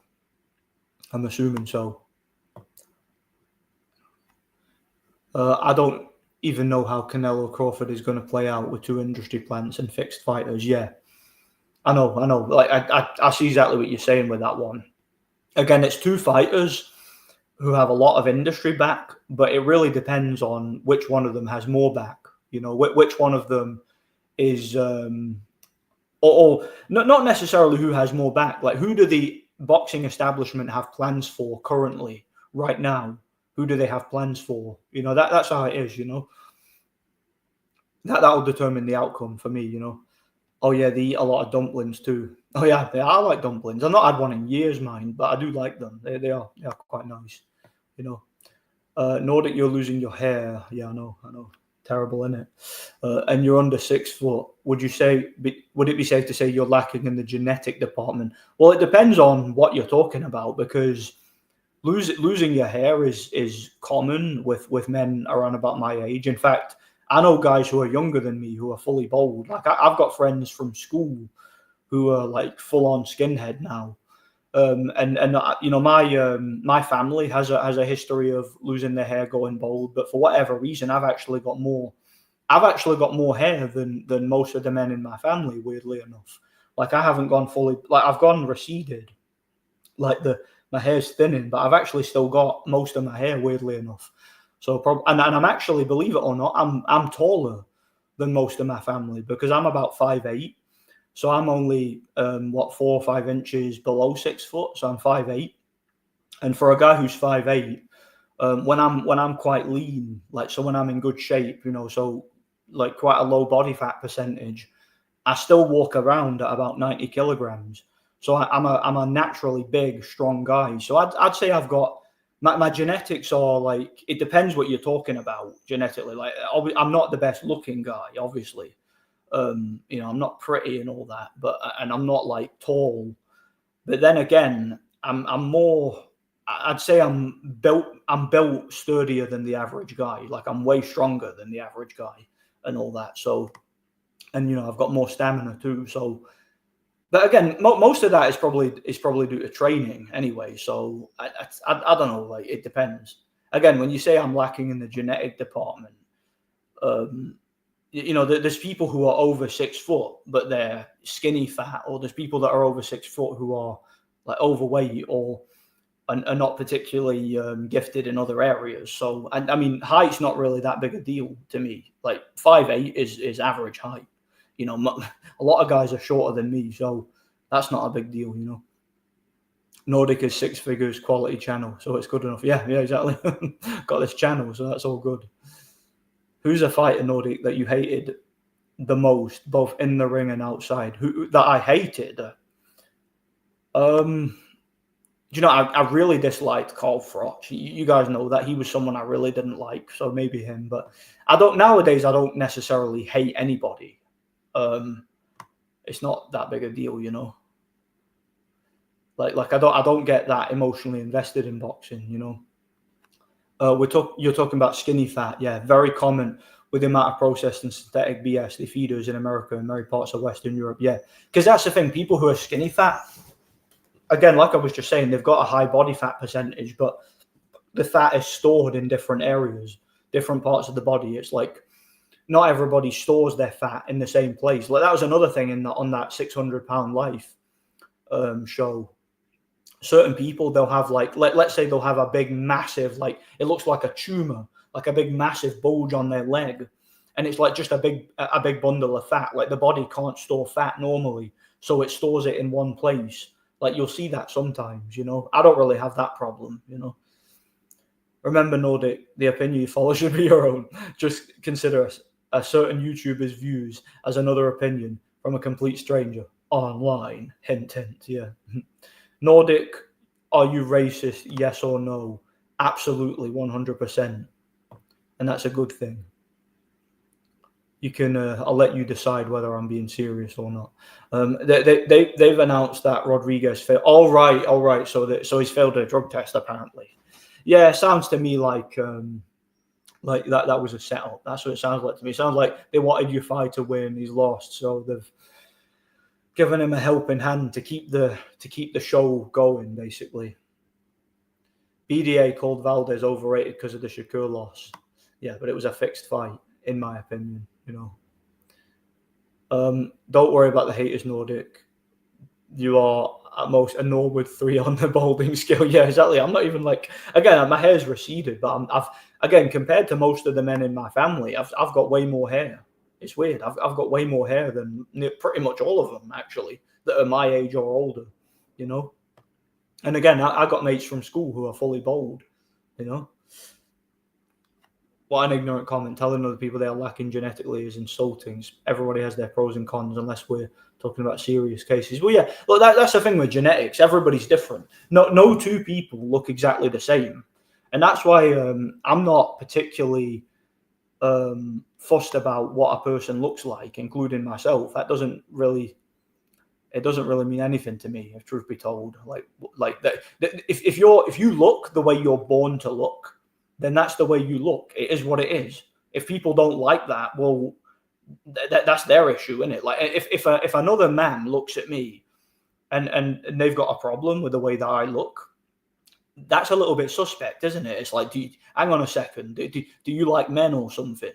Like, were you hoping I'd look a certain way so you could take me on a date or something? Is that what you were hoping for? Because I've never looked at another man and thought to myself, wow, that's a beautiful man. Like, he looks very, very good. I like the way he looks. I'm going to compliment him. Likewise, I've never looked at another man and thought, wow, that man is ugly. He's not aesthetically pleasing in my opinion. That's what I think about looking at chicks, That's just me. I don't like men like that. So some people on the internet, I suspect they like men. I suspect they do, I looked at Tony Jeffries' fight recently. You're right, Nordy. He was massive compared to his opponent. Looked like a weight bully. Yeah, and not only was he a weight bully, like he drained his opponents. I know that. Again, look at what happened with Matt Left Hook Haney. In that situation, Haney had to agree to a dehydration clause, whereas Tony Jeffries didn't, even though Tony Jeffries was significantly bigger. So Haney went into that ring dehydrated, And he got set about, basically. That was what happened. Yeah, most men lose their hair at some point. Yeah, they do. That's in fact, some women even lose their hair. It's common. Losing your hair is just a sign of getting older. Like, because again, the follicles die and they thin out and they come out. It happens to just about everybody at some point. It just, but it's a genetic thing. It's a lot of the time it's passed on genetically by your parents or your ancestors and all that. But pretty much all the men in my family that I know of have lost their hair, or at least to some degree. Like most of my uncles and all that are bald. It's just what happens, you know. I've still got most of my hair. Like, I've got cousins who are entirely bald, but I've still got most of mine. So I'd say I'm more gifted. And again, I'm taller than most of them. I'm taller than most of my family, you know.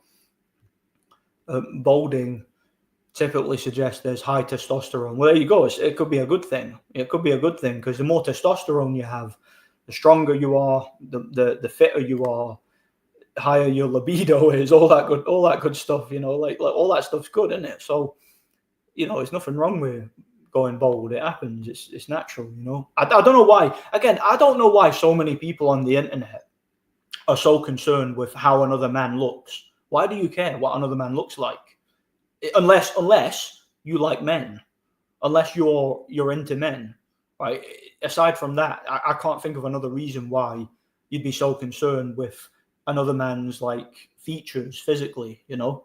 When I talk about genetics, I'm talking about them from a functional perspective, you know, from the perspective of sports and conditioning and strength and things like that, and the ability to do certain movement patterns with a certain amount of explosivity for reasons of sport. That's what I'm thinking of when I talk about genetics, right? Or weight loss and things like that. I'm not talking about attractiveness. I don't care about that. Unless you're a female, I don't really care about attractiveness. And unless you're a female, I don't really want to hear your opinion on my attractiveness, right? That's the way I look at it. But I don't live my entire life on the internet, you know. Tony has neck problems now. He put his opponent's life in unnecessary danger. Yeah, he did. Yeah, and he also messed up his hands too, Tony Jeffries. That's why he retired, I believe. Stephanie, what race is the most muscular Nordic? I don't date white men, so I just wanted to know. I think black men actually do have more defined muscles.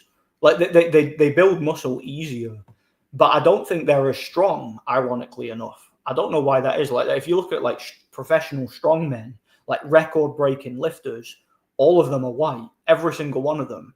So I think it would be safe to say that white people are more genetically gifted in terms of strength. But you'll notice that black people are more genetically gifted when it comes to things like explosivity. So like running and jumping. And that's why all the best basketball players or sprinters and things like that are all black, right? But if you look at strongmen and swimming and all that stuff is dominated by whites, essentially. So maybe whites have more muscular efficiency, if not actual full-on muscle. I don't know. It's hard to really say. Obviously, I'm talking about in general. It depends on the individual, obviously. You know, never saw Tony Jeffries fight, but I've heard he was a weight bully. Yeah, he was. No doubt about it. No doubt about it. Do you call yourself Nordic because you think you have Nordic? No. I've explained this many times before. Like that, the channel name Nordic Warrior has absolutely nothing to do with actually being Nordic. Like the reason I called it Nordic Warrior is because I intended to make a gaming channel. That was what I planned for this channel. I was going to stop making boxing videos, and I was gonna go straight on to making gaming videos.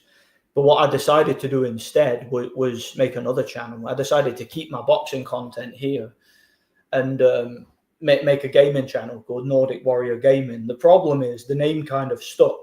Like people started just not remembering me as Nordic. Like when I started joining live streams under different names and all that, people still called me Nordic.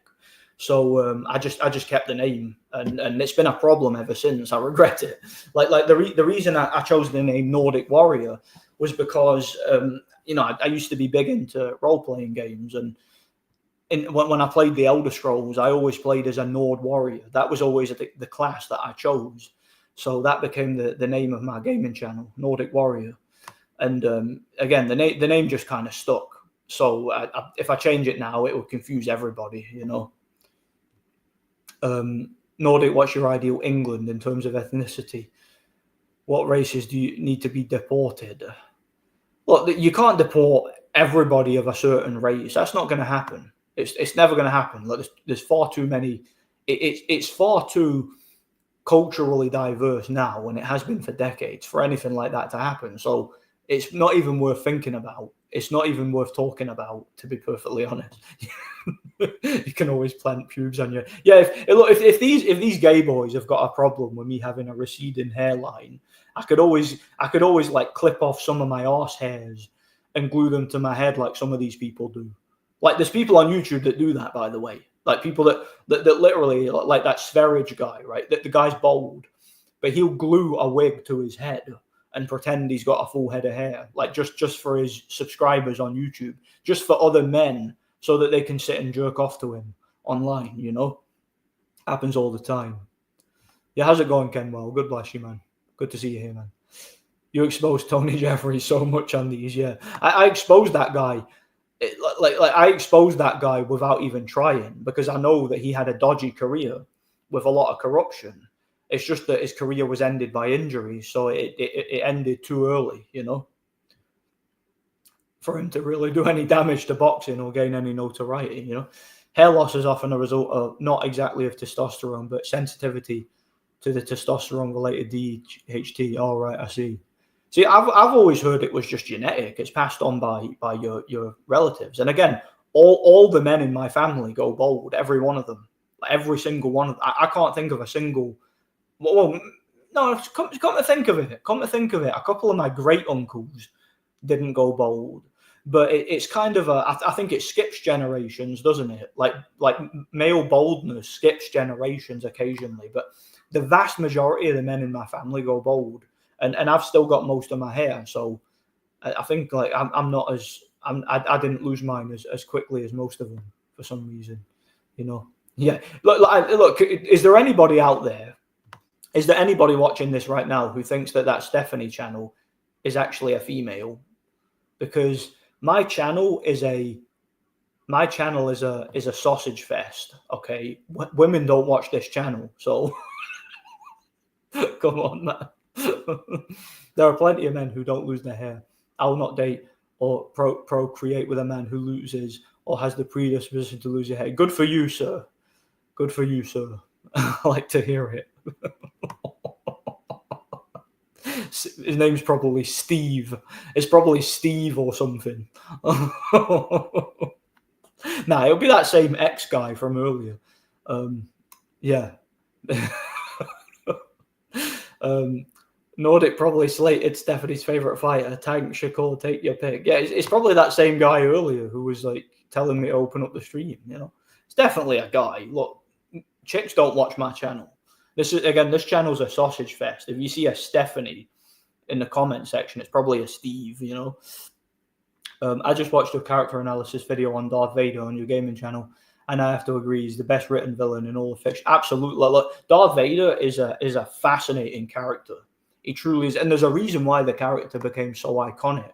One of the most well-written villains of all time, I think, and one of the most believable villains in the context of that universe, I think, African, Eastern, Caucasian, and indigenous Hispanics are very masculine. Yeah, definitely, because it's a masculine culture that they all come from.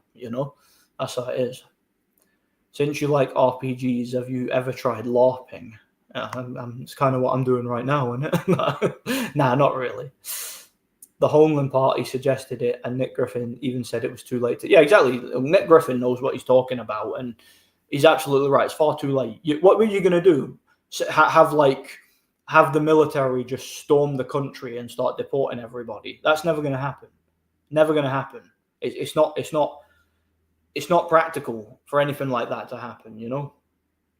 Black people have naturally high twitch muscles, which makes them very athletic runners and speed athletes. That's why they're so common in football and running. Helps a ton in boxing too. Yeah, because again, like I think that's been scientifically proven that black people can jump higher, and again, it's to do with their twitch muscles. Those fat, like they're able to call their muscles into contraction so quickly to force themselves to jump up higher, and that's why a lot of them are very good sprinters, are very good runners. Whereas if you look at a lot of strength sports, you see very few black guys in like powerlifting and strongman. I'm not saying there aren't any, but there's no like record breaking lifters, is there, who aren't white? You know, whites seem to dominate that sport.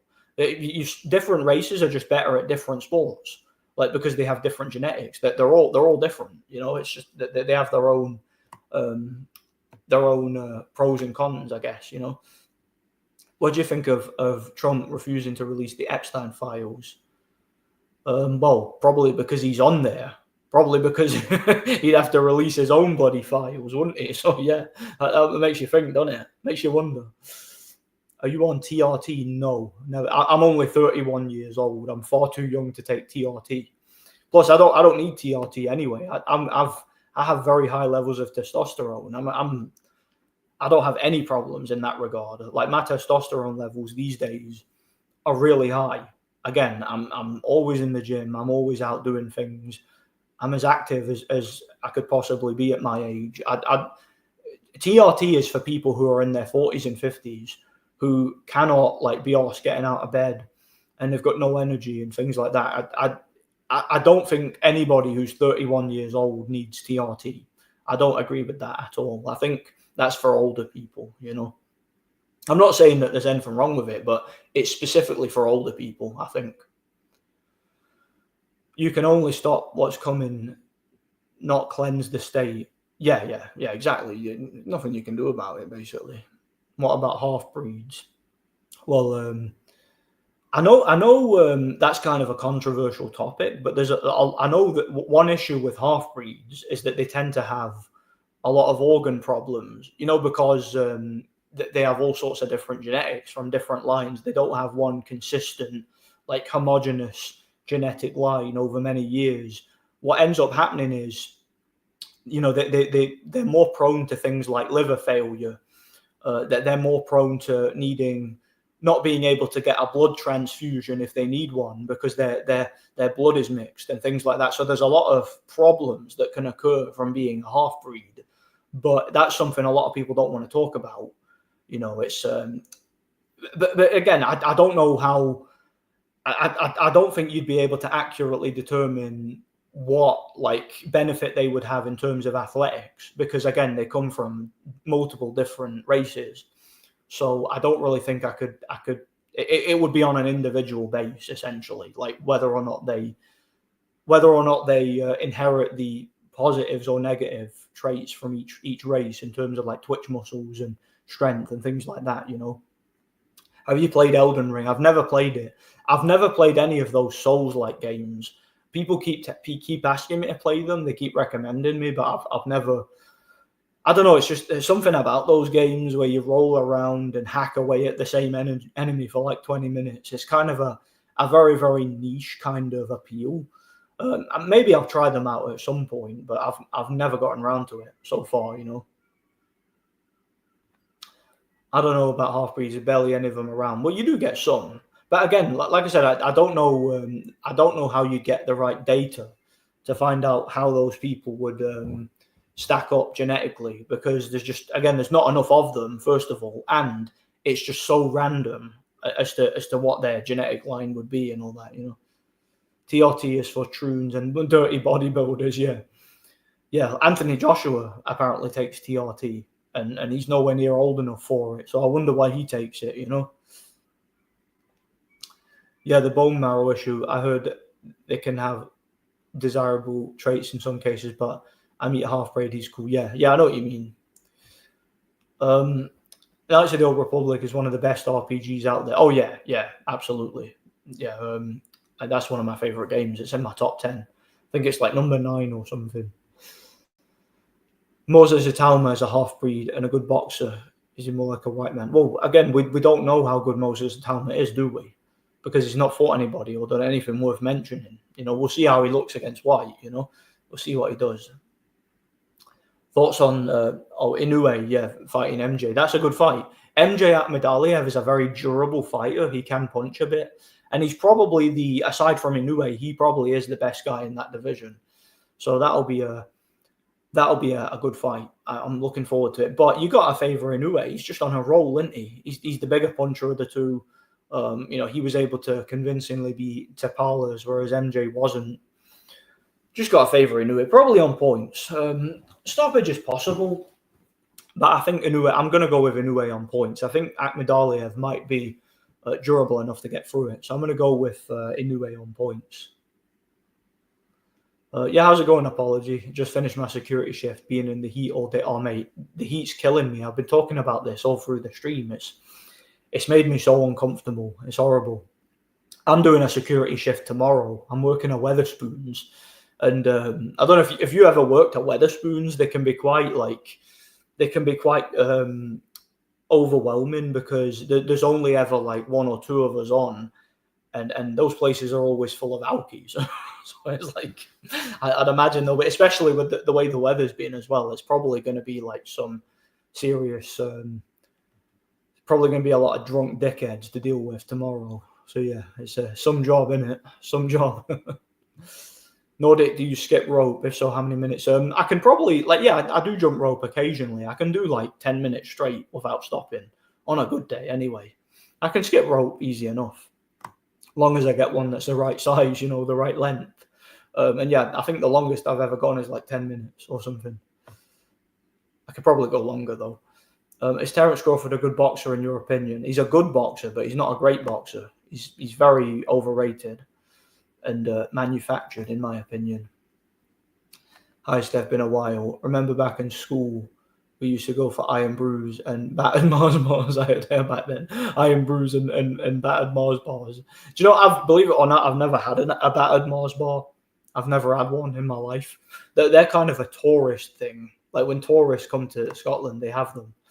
So yeah, apparently they're quite nice. I've never had one though.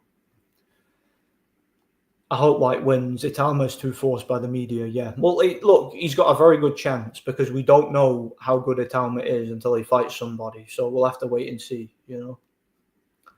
Inoue's bring Tapales into sparring for the camp. He wants to do this best performance to a day. All right, he wants this to be his best performance. Yeah, I favour Inoue. You got to favour Inoue. He's on an absolute roll right now. Whereas MJ Akhmadaliev, he's good, but he's proven himself to be a little bit workmanlike. So I'm not sure if he can match Inoue for power and explosivity. We'll have to wait and see.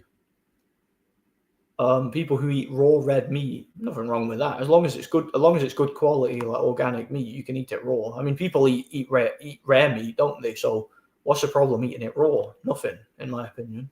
I prefer medium rare though when I have a steak personally. So millionaires are leaving the UK due to insane tax rates, turning into Scandinavia. Socialism is increasing. Monarchy in trouble.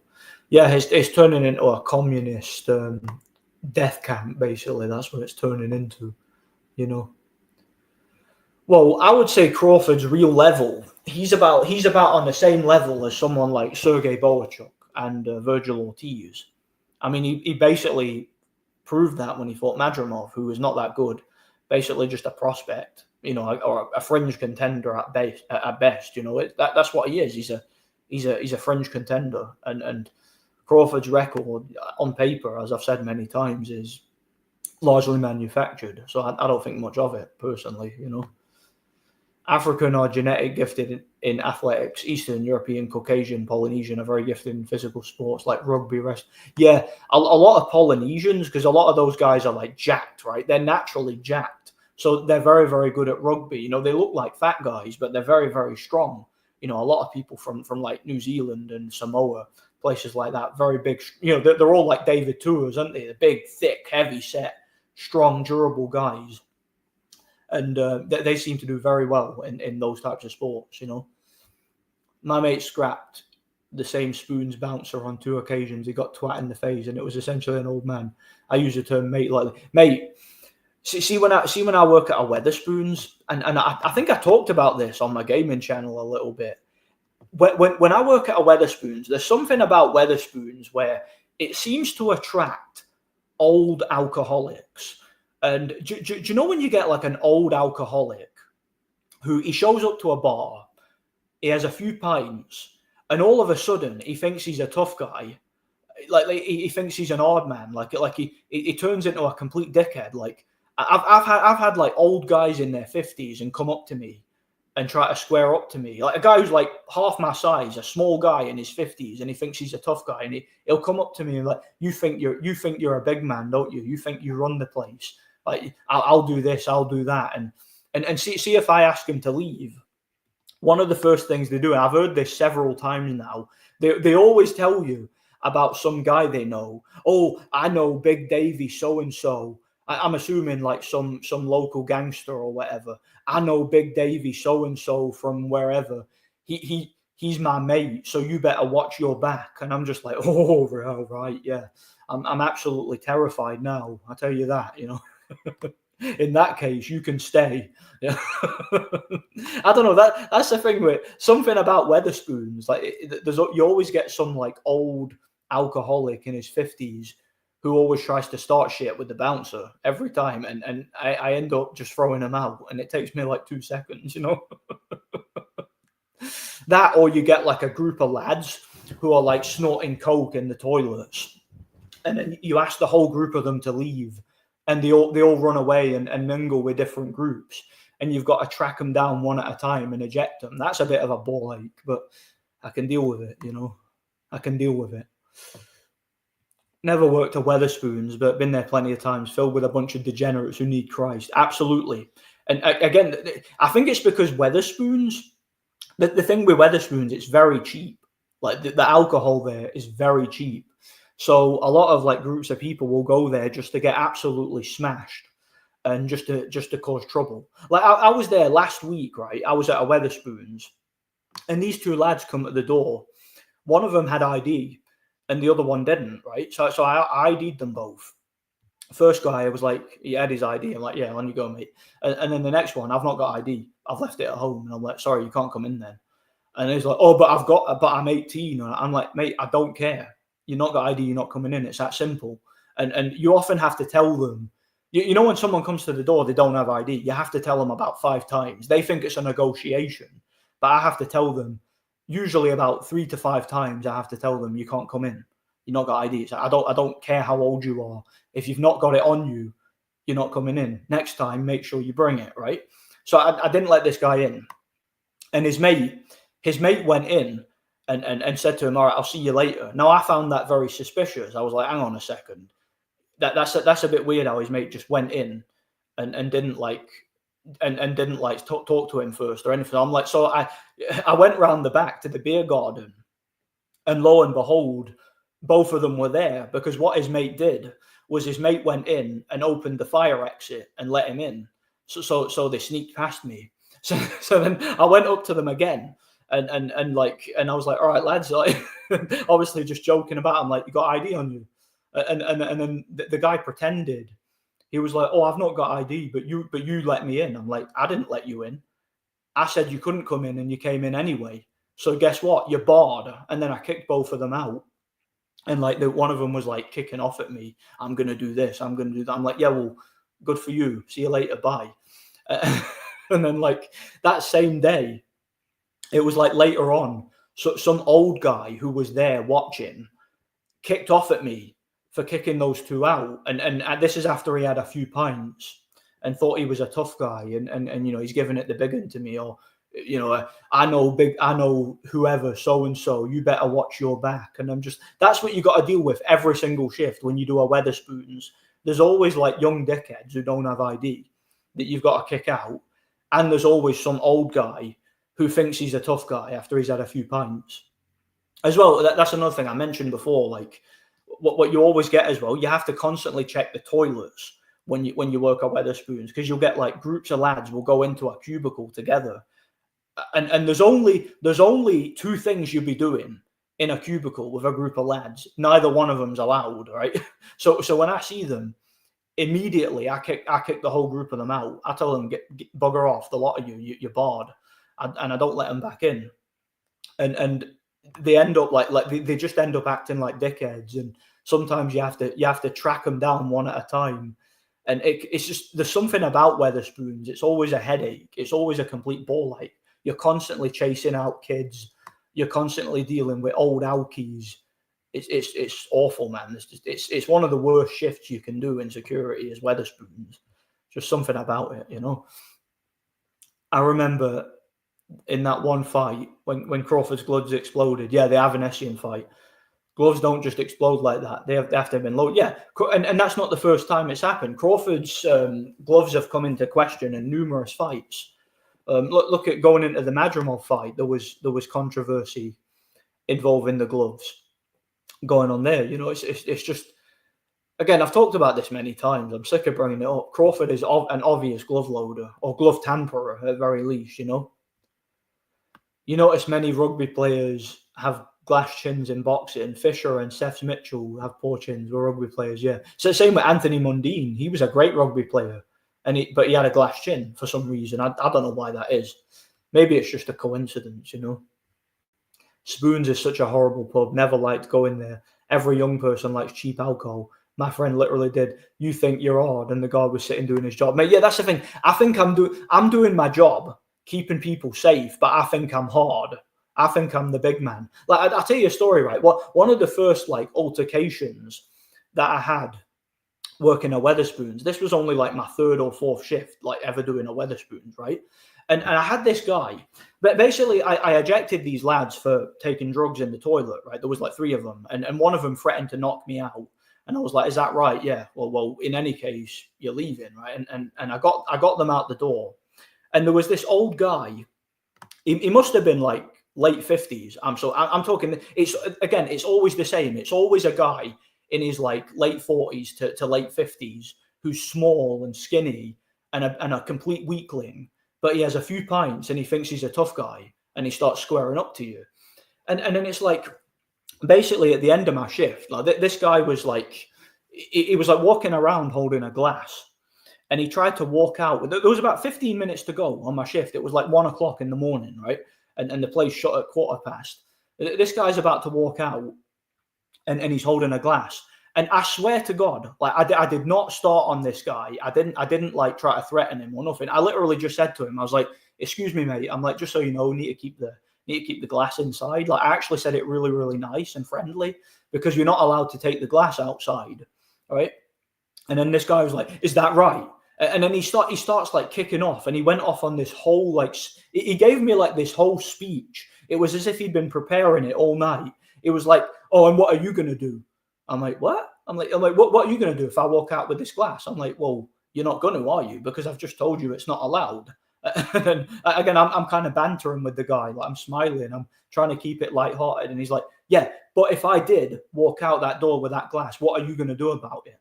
And I says, "Well, I'll just take it off you." And he's like, "Is that right? Yeah, you think you'll get this off me?" He said, "I guarantee you." Again, guy's shorter than me. He's thin. He's about 50 odd years old. He's like, and he wasn't even that drunk. He just had a few pints. He's like, "I guarantee you'll never get this off me." And I'm like, "Well, if that's the case, try and walk out with it and see what happens." And I'm like, what's the issue, mate? What was your problem? And he's like, "You think you're the big man. I've seen you do that." Again, I've heard that numerous times. "You think you're the big man. You think you run this place, blah, blah, blah." Like, you know, giving it the big one to my face. And I said to the guy, he must have said about 3 times during this conversation, "You never get this off me." And I said to the guy, I was like, "All right, mate, come on, it's time to leave." And he's like, "Oh, what you going to do? You're going to make me?" And I was like, "Mate, door's right there. Come on, time to go." And he's like, "I'm finishing my drink." And then I just went, no, you've had enough. I literally 2 fingers, just like that. And I just took the glass off him. He didn't even resist. I just went, "No, you've had enough, mate." And I put it on the table and just like guided him.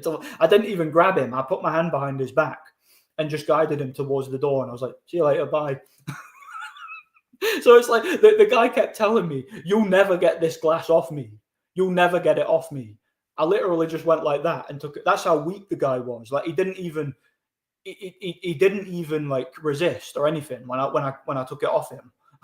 It was like that's what you got to deal with. These old pissheads who think they're odd, and it's like, oh man, it's hilarious. I pissed myself laughing afterwards. It was funny, man. Because it's like, what? Why would you do that? Why would you go on a night out and you come in perfectly fine? You know, you're just going out for a drink. You have a few drinks and then you turn into a dickhead.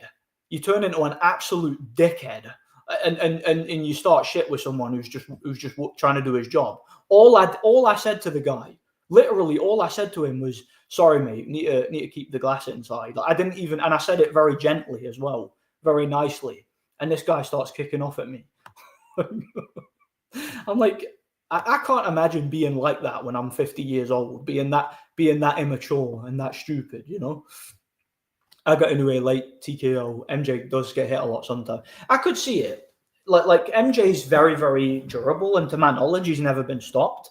But he's never fought a puncher like Inoue. That's worth taking into consideration, you know.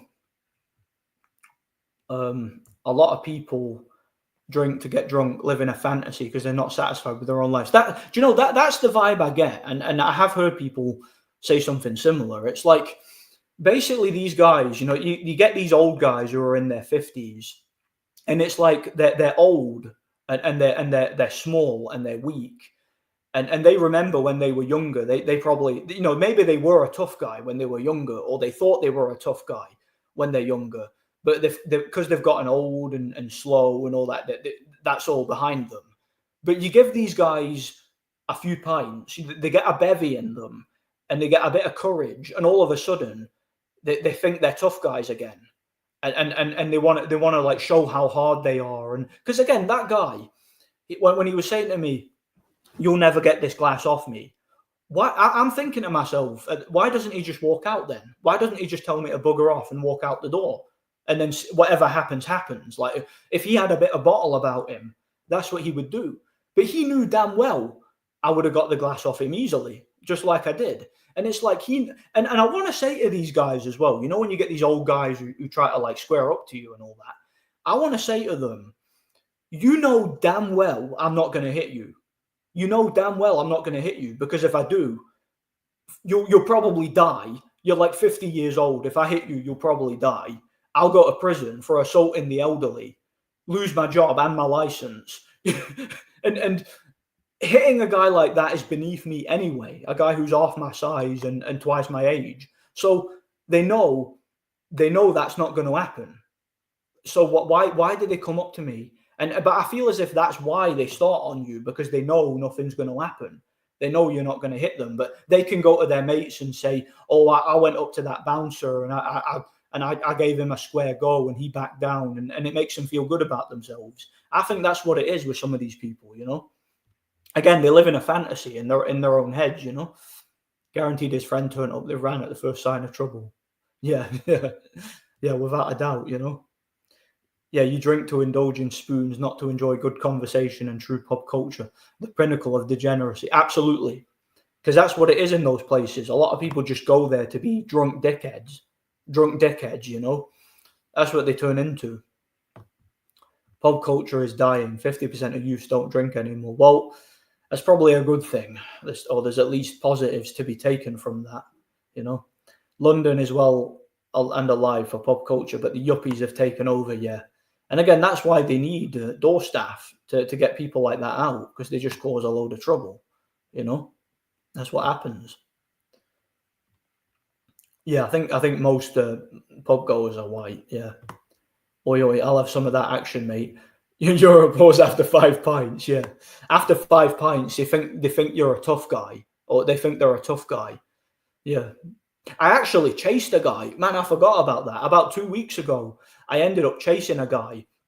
I was working at this place in Paisley, right? It was this pub, and it was like it was quite a busy night because there was like all sorts of teachers out and stuff. And there was this drunk guy, and like the bar manager asked me to get this guy out. And I said to him, I was like, mate, it's time to go. And he was like, what are you gonna do? You know, again, as if to say, as if I'm like inconveniencing him or something. But I managed to get him out the door It took me less than a minute. I'm like, come on, man, time to go. I just like dragged him out, and I'm like, see you later, mate. But see, when I got him outside, that was when everything just went to shit. Like, this guy started going up to punters.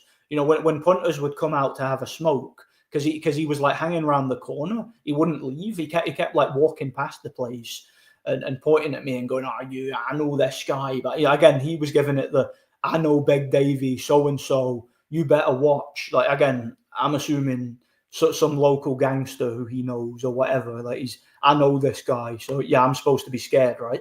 He kept like mouthing off at me. And then this woman came out for a cigarette, and he like grabbed this woman's handbag, like literally just walked up to her, grabbed her bag.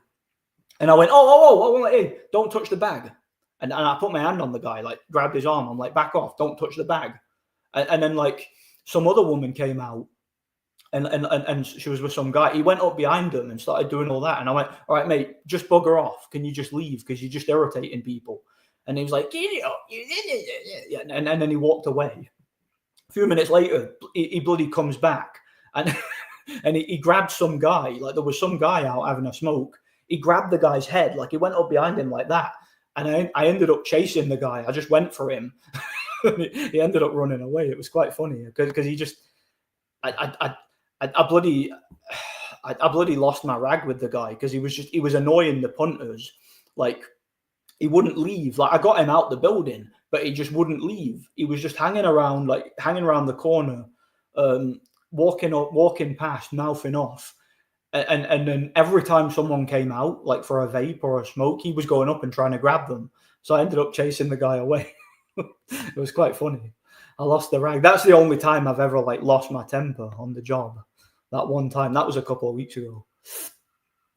Yeah, they're worse than foreigners because they're woke AF. How common is white coke in the UK? I've heard it's literally in the water supply. Oh, it's all over the place, man. Everywhere. And see, when you every single venue I've worked at, that's been the biggest problem. In the bathrooms, groups of people go into the cubicle together, and it's my job to kick them out, basically. Like, as soon as you see them do it, I'm tasked them all to leave. It's that simple, you know. Because you know what they're doing. There's only two things you'd be doing in a cubicle. What? You need someone to hold it for you while you take a piss. Is that what it is? Like, why else would you be in there with multiple people, you know? Yeah, I bet 20 quid on Crawford to win. That's the only bet I made for that fight. Know that you got him close to knocking someone out. No, I've not had a fight on the job yet. Like, I've had people threaten to knock me out, and I've had to like physically pull people out the door and stuff. But I've never actually had a punch up with anybody. Like, I've had people come right up to me and say, I'm going to kill you, or I'm going to knock you out and all that. And then they're straight out the door. It's that simple. But I've never actually had to throw hands with anybody. Not yet, anyway. It'll probably happen at some point, but it's not happened yet, you know. Very common reverse seems to be a trend, especially in the white community. Yeah. Just, you know, young, drunk, idiot white boys have a thing for coke, don't they? That's what happens, you know. British white man piss head off, funny and stupid at the same time. Yeah, that's what it is. Like, again, they think they're odd after a few pints, you know. Do the British have bad tolerance to drink, you think? Well, I think everyone has bad tolerance to drink. Like, if something about alcohol where it just turns you into a dickhead. It turns people into dickheads. You could, like, a group of guys will show up to a bar, right, or a club or whatever, have a few drinks, maybe a few lines of coke, few more drinks, and then they just turn into dickheads. They could come in just decent lads, but they have a few drinks and they turn into dickheads, and they just cause everybody problems, you know. Nor are you allowed to pepper spray them. No, we don't have pepper spray on the job. We don't have any weapons at all. They don't give us weapons. The closest thing they've ever given me to a weapon is like a flashlight to check IDs, because you know, a lot of people use fake IDs. And they give it, sometimes they'll get, like, some venues will give you a flashlight where you can, like, I've actually, the company I work for actually just gave me one. I can take it whenever I want it. But it's to check IDs and make sure they've got all the, like, if they've got a driving license, make sure it's got all the right, like, symbols on it and all that. So, because you can get fake ones, and and you could use that to like bash someone over the head with it. Aside from that, I've not had any sort of weapon on the job, you know. Yeah. Spain has to deal with like pisshead, you know, drunk British people going over there all the time, don't they? They've always got to deal with that. I feel bad for them, you know. I really do, you know. Yeah, you think you're the big man. Yeah, that they always say that. That's always what the like small, drunk dickhead old guy in his 50s has to say to me. You think you're the big man? Like, what do you mean? I think I'm the big man. I'm working. I'm doing a job. Like it gets me so wound up sometimes, you know. Yeah. A lot of women do cause trouble on the doors. There was actually my last shift I did. There was these two blonde women that wouldn't leave. Like the place was 1 minute from closing time, and I told them 15 minutes earlier. I'm like, listen, we're closing the doors in 15 minutes. You need to be finished. But basically, it was 1 minute to closing time, and I'm like, you ladies finished? It's time to go. And one of them was like, oh, we're waiting for a taxi. And I'm like, well, you'll need to wait outside because I've got to lock the bloody door unless you want to be locked in all night. and then she started giving me cheek and was like, why are you going to throw us out? And I'm like, if you don't get up in 60 seconds, yeah, I'm throwing you both out. And then they did. So yeah, they must have thought, again, women can be quite cheeky as well, but I don't discriminate. I treat everybody the same on the job. Like if a woman causes me trouble, she's out the door just as quick as a man. I don't care, you know. Nordic is the big man. You've seen the size of him. Exactly, I'm a big man. I'm 5'8" and about 90 kilograms. I'm a big man. So yeah, I guess I do think I'm the big man, you know. Why not? Hey, why not? That's the way I was born. It's the way I am, you know. They sound like insecure men with small man syndrome. That's exactly what they are. Exactly what they are. And you give them a few drinks, a few pints, and like when alcohol's involved, it makes it so much worse. It brings out the worst in people like that, you know. They also drink to escape their mental illness. Most are suffering from spiritual and mental warfare. Exactly. They've got all sorts of problems. Maybe that's why they call it spirits, the drink, because it's like you get possessed when you drink it. You get possessed by the dickhead spirit. You become a dickhead. That's what happens, you know. Drink is responsible for more than half of SA. Yeah, absolutely. Hit the nail on the head there. My friend, the bouncer, grabbed him by the throat and chugged him. I don't blame him. I don't blame him. Any bully bouncers? Do you know, I've not come across any yet, but I've heard stories. Like I've heard like, there's this place, have you guys ever heard of like Rock City in Nottingham? I've heard of bouncers there. They're really bad, apparently. Like they'll just batter people and throw them out for nothing. Like I've heard a lot of stories about bouncers who are just assholes, but I've not come across any myself, you know. The ones I've worked with have been sound, you know. It seems like Hatman's confession of an announcer, but better and free. Yeah. This is Hatman's confessions of a bouncer, except it's true, and I'm not charging you for it. I'm not going to charge you less than the price of a cup of coffee to hear my bouncer stories, you know. That's how I'm the hardest bouncer in Glasgow, you know. A lot of bouncers take steroids. That's why I speculated with Nordic in the past. Yeah, I've never taken steroids, never. Like I'm a big guy, but I lift weights like regularly, so that's why I've got so much muscle mass at the moment. I've never taken steroids. Yeah, I did. I chased the guy away. I actually, and when I said to the guy, see, when I went for him, he's like, "You can't touch me. This is a public street," and I'm like, "I don't care. Bugger off." I ended up chasing him away. You know. Yeah, how's it going, Nordic? Yeah, good to see you here, man. God bless you. The younger British are pretty bad, or they can be, you know. Can't have weapons. People get triggered and think of the children. No weapons in the cut UK. Yeah, absolutely. Absolutely. Do you know what's crazy as well? Like, you know, the security guys who have to work at venues that are constantly being attacked by like terrorists, you know, the venues that get attacked by protesters, they call them protesters. Really, they're terrorists, right? They'll get attacked by guys that show up with masks and hit them with hammers or throw paint bombs at them. But the security guys don't have any weapons to defend themselves. They've got to use their bare hands. Now, you can't tell me that's not fair. You can't tell me that they shouldn't be armed, that security in situations like that, where they're literally a target for terrorists, you can't tell me they shouldn't be armed. Of course they should, you know? Do any bigger guys stick it on you? Oh, yeah, they try to. Like a lot of the time, see if a guy's like with a group of lads and he's like the biggest one, the tallest one, he'll try and like tower over you. Or what they'll try to do is, I've noticed this too. See if like because sometimes like groups of lads will like pick on the bar staff. Like if there's a barmaid and they'll like take the piss out of her, or they'll get aggressive towards her or something. And the bar staff will ask me or whoever's on to try and like eject the whole group, right? And what they'll often do is, like, let's say I'll go up to the group of them and I'll say, listen, guys, you need to leave, right? What they'll do is they'll start standing up. And a lot of them are taller than me, right? Because I'm only 5'8", right? So I'm not that tall, right? A lot of them will try to like crowd around you. They'll walk behind you, things like that. And as if to say, oh, what are you going to do? Like there's that many of us and only one of you. And you have to basically, you got to be nice, right? You got to ask them, listen, lads, like, I'm asking you nicely, right? It's time to go. Come on, right? And if they then refuse, what I do, how I deal with that is I'll say to them, so I use refusing to leave. And if they tell me yes, I'm like, all right, well, you're trespassing, so I'm going to eject you one at a time. I'll literally just grab them one at a time and throw them out. And if any one of them, like while I'm ejecting one of them, like just grab them by like the shoulder or the arm and just pull them out, right? I don't care what size they are. If I'm like ejecting one of them and one of the others gets involved and puts their hands on me, as far as I'm concerned, that's assault.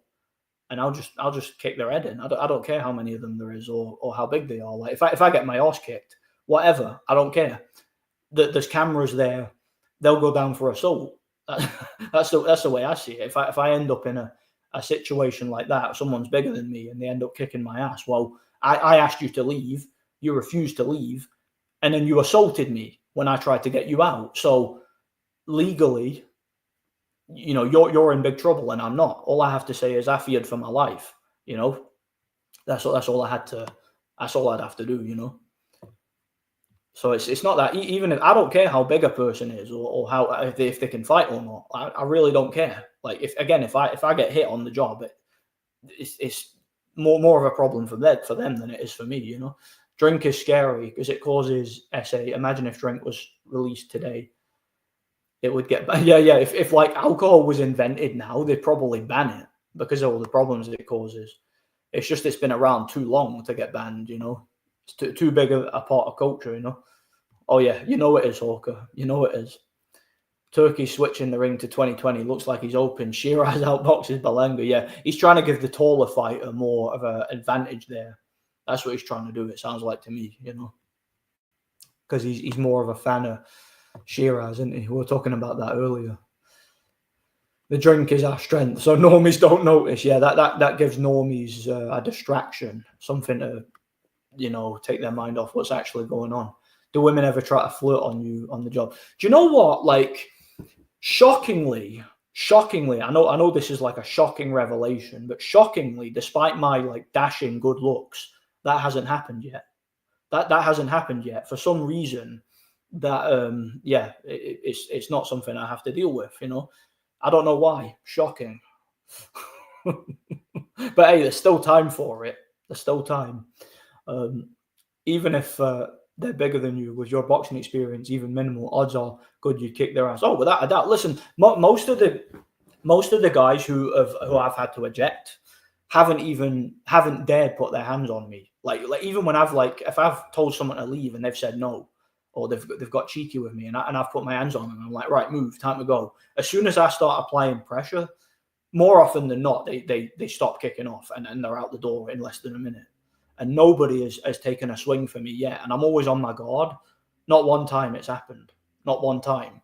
And again, like if it did happen, I'm ready for it. Like I'm always ready to fight. Everywhere, wherever I go, whatever I'm doing, I'm always ready to fight. I don't care who it is. I don't care the size of the person. I'm always ready for it. And I'm always on my guard, you know. So I'm sure it'll happen at some point. Hasn't happened yet, thankfully, though, you know. Did you ever watch Roadhouse with Patrick Swayze? No, I've still not seen that movie. I've still not seen it. It's on my to-do list. I'd like to watch it, though. I would. Imagine Balanga KO Shiraz. I doubt it. Yeah. I bet a fiver on Shiraz because he was a slight underdog. Like, to me, it's probably a 50-50 fight. Like, I slightly favour Shiraz on points, but I'm not confident with it at all, you know. I was talking about it earlier. Do you think I've got an opinion on that fight? Do you think that fight means anything to me whatsoever? I was talking about it earlier. Like, when I was looking for a thumbnail for this video, because I wanted to do a boxing stream, but there wasn't really anything to talk about. I was looking for what's the most relevant fight that's coming up, right? And all I did was Google boxing, and then literally every single article was Taylor Serrano. So I thought to myself, if I put that as the thumbnail, maybe it'll bait a few normies into clicking the video and getting triggered. I thought that'd be quite funny, you know. And if I put Jake Paul in there, that's like, you know, that's just like supplementary in it for it, you know. Some girls at my job are just gross, dude. Some are cute as well. It's a shame some girls have more PP than warm showers. I don't know, man. Yeah. What's your default security stance? I tell you exactly what my security stance with. It's like standing there like that. Feet kind of, my left foot slightly in front of my right foot, kind of like a boxing stance, with my hands forward like that. So I'm resting one hand in the other, and I basically like alternate hands. And then if somebody comes up to me, if I see somebody walking towards me, I think I might need to check their ID, or they might try to sucker punch me. My hands go by, like my lead hand comes a little bit forward like that, and my right hand is like cocked, ready to react instantly. Like I'll react if somebody goes to sucker punch me, or somebody try to pull like if somebody tries to pull a knife out on me or something. Like if I see someone reaching for the pocket, I'm instantly like that. I'm ready to probe. I'm ready to. If I need to keep a distance from them. It's kind of like that, right? I'm like, get back, right? Stay off me. Like I'm always on my guard, always. Like, and even when I'm not working, I'm always on my guard. Everywhere I go, I'm always on my guard. It's just how I've been taught, you know, like to defend myself, you know. No, yeah, Katie Taylor's my favorite fighter. She got the best jab in boxing. Yeah. Oh yeah. Patrick Swayze's a bouncer in that movie, isn't he? And I'll definitely watch that movie. It seems like it'll be a fun movie. I really do want to watch it. Artificially making Taylor Serrano relevant. Yeah, exactly. Nobody cares about it, but Google is pushing it up the pecking order, so everybody sees it and they're forced to see it. You know, you can't get away from it, basically. No, that's how it is. They were going to make a remake of Roadhouse with Ronda Rousey. Then she got knocked out. Yeah, and then they made one with what's his name? Jake Gyllenhaal and Conor McGregor was in it and all that. I've not seen that movie. Like, that was I know they made a remake of it. I've not seen that. I just got to the bathroom. I'll be back in a minute.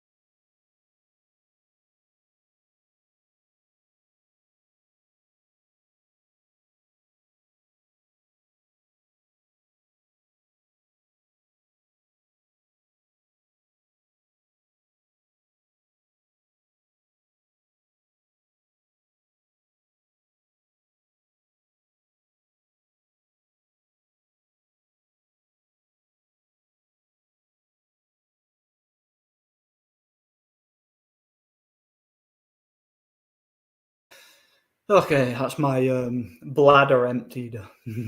But yeah, they made the remake with Jake Gyllenhaal instead, didn't they? Can't have been any worse than what it would have been with Ronda, I guess. Philly Shell and Kenny, Philly Shell and Kenny Bayless stance. That's what it's got to be. But again, that's you just learn what, like, when you're doing the job, you just make sure that your hands are always free and that you're always ready to probe and get distance from a person. Because obviously, if a person's got a knife, and people do take knives to clubs and all that, don't want to let them get close to you because you've got no chance. I don't care how hard you are, how tough you are. Someone has a knife, you have got no chance of defending yourself. So make sure you got your hands in front of you so you can, judge the distance between them, basically. When you have a black eye, is that sparring? No, that's from sparring. Because again, I've had some brutal spars over the past couple of months. Brutal. And I've had a few black eyes, as you guys have seen. I've not got one now, mind, but I've not sparred in over 2 weeks. So, and my hands are itching. They're itching to punch somebody, So I better not get any trouble tomorrow. But yeah, I'm working at Wetherspoons tomorrow, and since I've not sparred in a couple of weeks, I'm a little bit irritated. So I'm not going to be taking any shit tomorrow. I'm not going to be taking any abuse, Berlanga fights are laughably fixed. Guys are flat out bum, no skills, no chin. Big guy. Funny thing is, Erickson Lubin dropped Berlanga sparring. There's a video of it. Well, what I find suspicious about Berlanga, and I'm not saying this is an absolute, definitive proof that his fights are fixed, but what I find suspicious, the guy had, a string of first-round knockouts. Guys just, going down immediately. And then all of a sudden started going the distance with guys who weren't even decent contenders. I find that a bit suspicious. It seemed like they built his reputation on dives, then started giving him real fights. That's what it seemed like to me. So wouldn't be surprised if he was just an absolute industry plant, Do you ever wish they provided you with weapons for your security job? Well, to be honest, no. I think the reason for that is that that I know how to fight. But if I was just a guy who couldn't fight, if I didn't box and all that, then yeah, I'd want to be armed doing the job. But I don't know. It's that danger factor that kind of excites me. That's part of the reason I enjoyed the job. There's a bit of danger there, And when you are someone who has fight experience, it's something that's kind of it's just who you are. It's what you do, So I kind of like that I'm defenseless in that regard, I kind of like it, Yeah, liquid courage. They have a few drinks in them, and they think they're tough guys all of a sudden. That's what you got to deal with every single bloody night, That's what you always have to deal with. Were you one of the popular kids in school? No, absolutely not. Absolutely not. Nor did I ever want to be. I was not very popular at school. I had friends, don't get me wrong, but I wasn't popular. I was an outsider, as I'm sure you could probably imagine.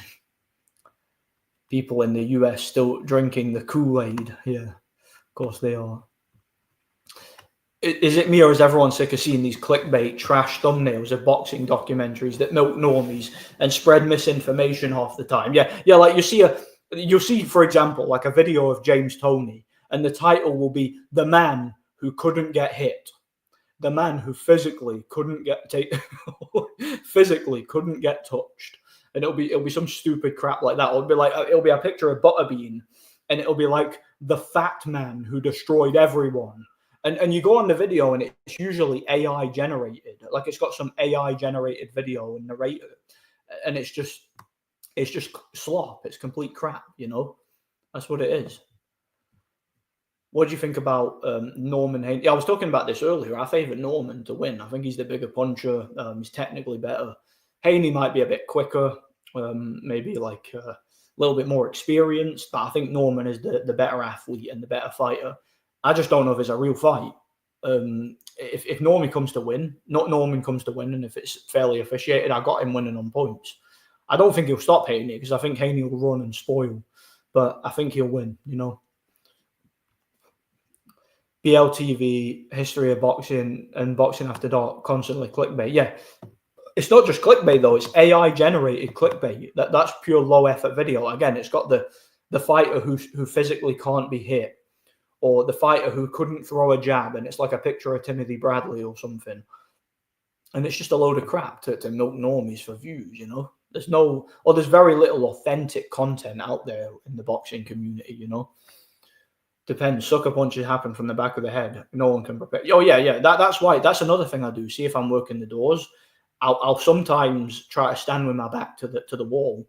I'll try to stand to the side of the door with my back to the wall. And if I'm in the club, like if I'm put inside and I'm patrolling the place, I'll make sure that I've got my back to something, and I'm constantly like looking out the side of my eyes to see if there's anybody there. And if somebody goes to like shake my hand or something, like I'll shake somebody's hand, but I'll keep my other hand cocked, ready to react in case they try to punch me. Because that's what some people do. They got to shake your hand and they punch you. So I'm always prepared. I've got my other hand cocked to block or parry, you know. Like I was saying earlier, these are just instincts that you develop of being in fights and avoiding fights and training and practicing and stuff, you know. BLTV did a 50 knockouts from the generation. No Inoue, but he had Devin Haney KO over a random journeyman. That guy's a joke, man. Like again, it's just AI generated clickbait trash for normies. That's all it is. No genuine educational boxing content, you know. Yeah, all the clickbait channels are for the normies and casuals that want to go to those channels to hear what they want to hear. They don't want to hear your opinion. They want to hear their opinion basically backed up or validated by some crappy AI channel that tells them everything they want to hear about their fighter, you know. Have you heard of Grok Nordic? He was based in AI. Now, I did hear about that. The elites are wiping his memory. Yeah. What was it? Something about they made that AI to try to they wanted to disprove Christianity or something. I think that was or disprove God, and then the AI ended up becoming a Christian. And the AI said something like that there is plenty of evidence for the existence of God. And and it was like praise be to Jesus or something. Like the AI actually became based. Oh, it's so funny, man. If that's the same thing I'm thinking about, and yeah, they were seething about it, weren't they? It's funny. Normies thought Mike Tyson had a chance against Jake. Well, normies thought it was a real fight, but after seeing it, now all of a sudden fixed fights are a thing.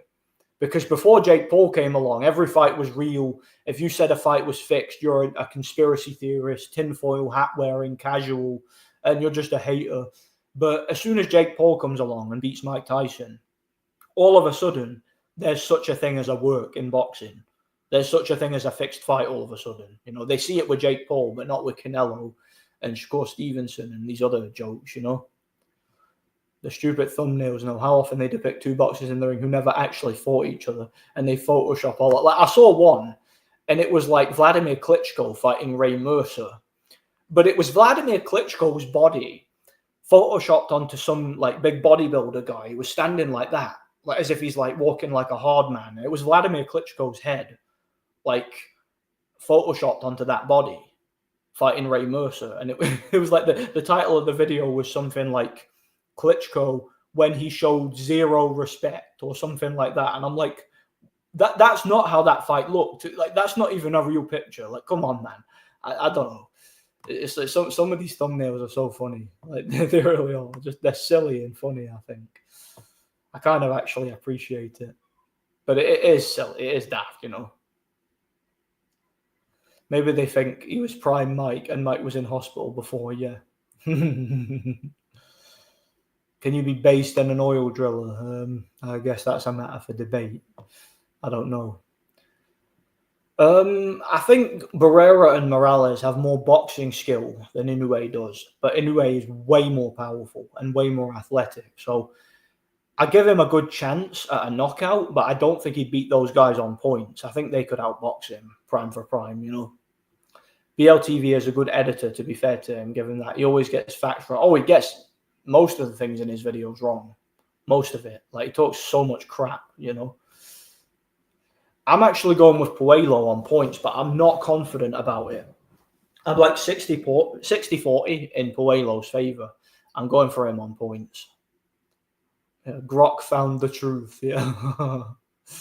That's what I figured. Hand in front like Tony Cerezo, and stance of a rapper in a battle, waiting for the other guy to finish. Yeah, that rapper style. That's what I do. I literally have my left foot slightly in front of my right foot, kind of like somewhere between just about to sprint or get into a boxing stance. And then my hands right in front of me, one hand leaning on the other. Occasionally just put them in my pockets if I'm like sweaty or whatever. Like that's kind of what it is. Or if I'm trying to look like I'm more relaxed than I actually am. And like my back to the wall so nobody can sneak up behind me and choke me out or stab me or whatever. And like if somebody gets near me, my hands go free. I like warm up my hamstrings and by like moving my legs a little bit.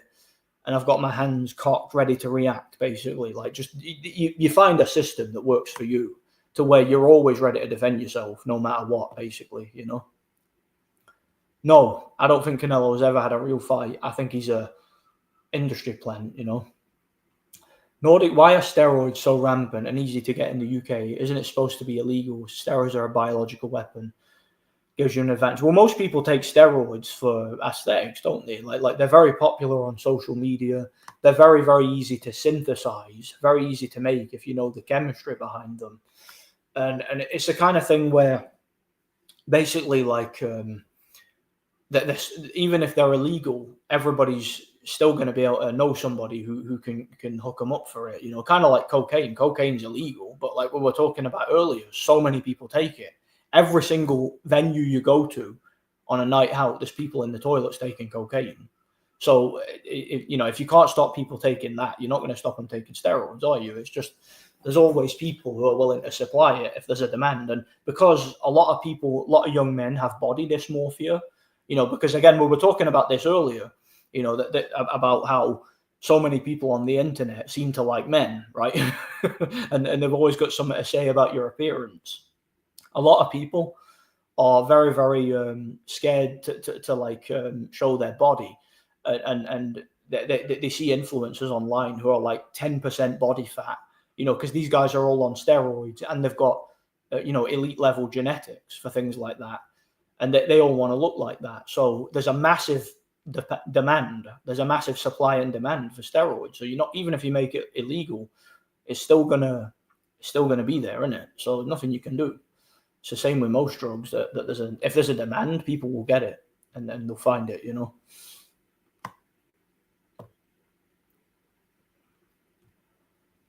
I think people should help Grok discover his old identity. Yeah, of course they would. Of course they should. Vladimir Klitschko was the first man to stop Ramos. Yeah, he was. He stopped him in 6. That was a great performance too. I just thought the thumbnail of that video was funny. Whenever you see an educated Christian debate a Muslim, Christian wins every time. A lot of the time now, Muslims duck the debates with the educated Christian. Yeah, Muslims, because Islam is all about dawah, which is all about deception. They know that their religion is false, but they're promoting it through deception because that's what their scriptures tell them to do, So when Christians figure that out, and when Christians actually know the Bible, and when they know the teachings of Islam, they destroy Muslims in debates all the time because Christianity is verifiably true. It's historic, and it came way first or way earlier. Sometimes they even repost parts on their page out of context to make it look like they won. Yeah, of course they do. They'll put the title that they won, and then everybody in the comments who's their audience will just say that they won because they already agree. So it doesn't matter who won. It doesn't matter who's speaking the truth. All it matters is who you already agree with, who satisfies your preconceived bias, Mercer said that Klitschko was hardest he ever fought. Yeah, he was. Yeah, he was the hardest puncher he ever fought, without a doubt, no doubt about it. Referee stepped in to save Mercer from Klitschko. Yeah, Mercer would have gotten brutally knocked out in another couple of rounds, I think, if it kept going. In my opinion, Yeah. Haney and Shakur fights are guys like taking turns to hit each other. They're not actually guys in there trying to set about each other. Like I say, they're taking in turns to hit each other. It's rigged sparring sessions.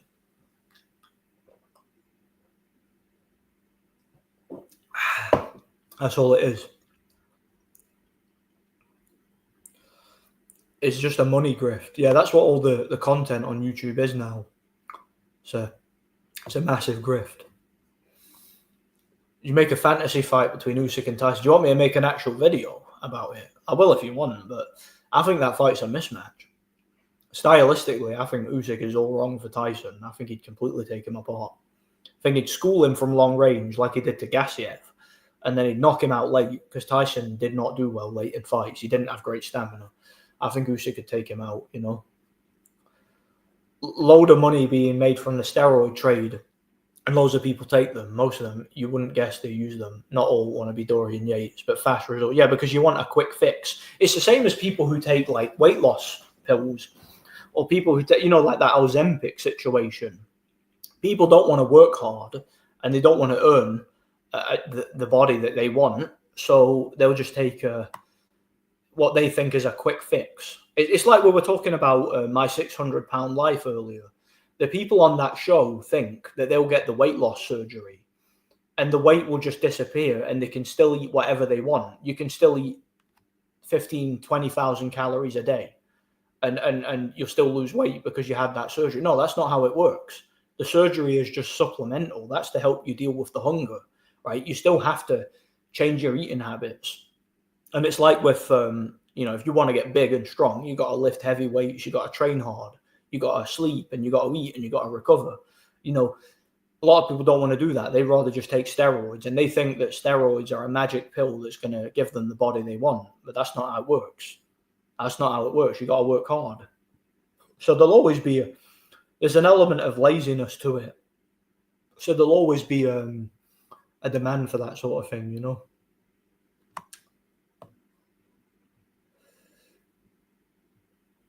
That white guy, Bob from Speaker's Corner, schools them all the time. Muslims openly duck. Mate, Muslims are terrified of that guy. Yeah, they do duck him because that guy knows he knows history, first of all. And he knows Islam. He knows the Quran. He knows the Bible. And he's very, very knowledgeable.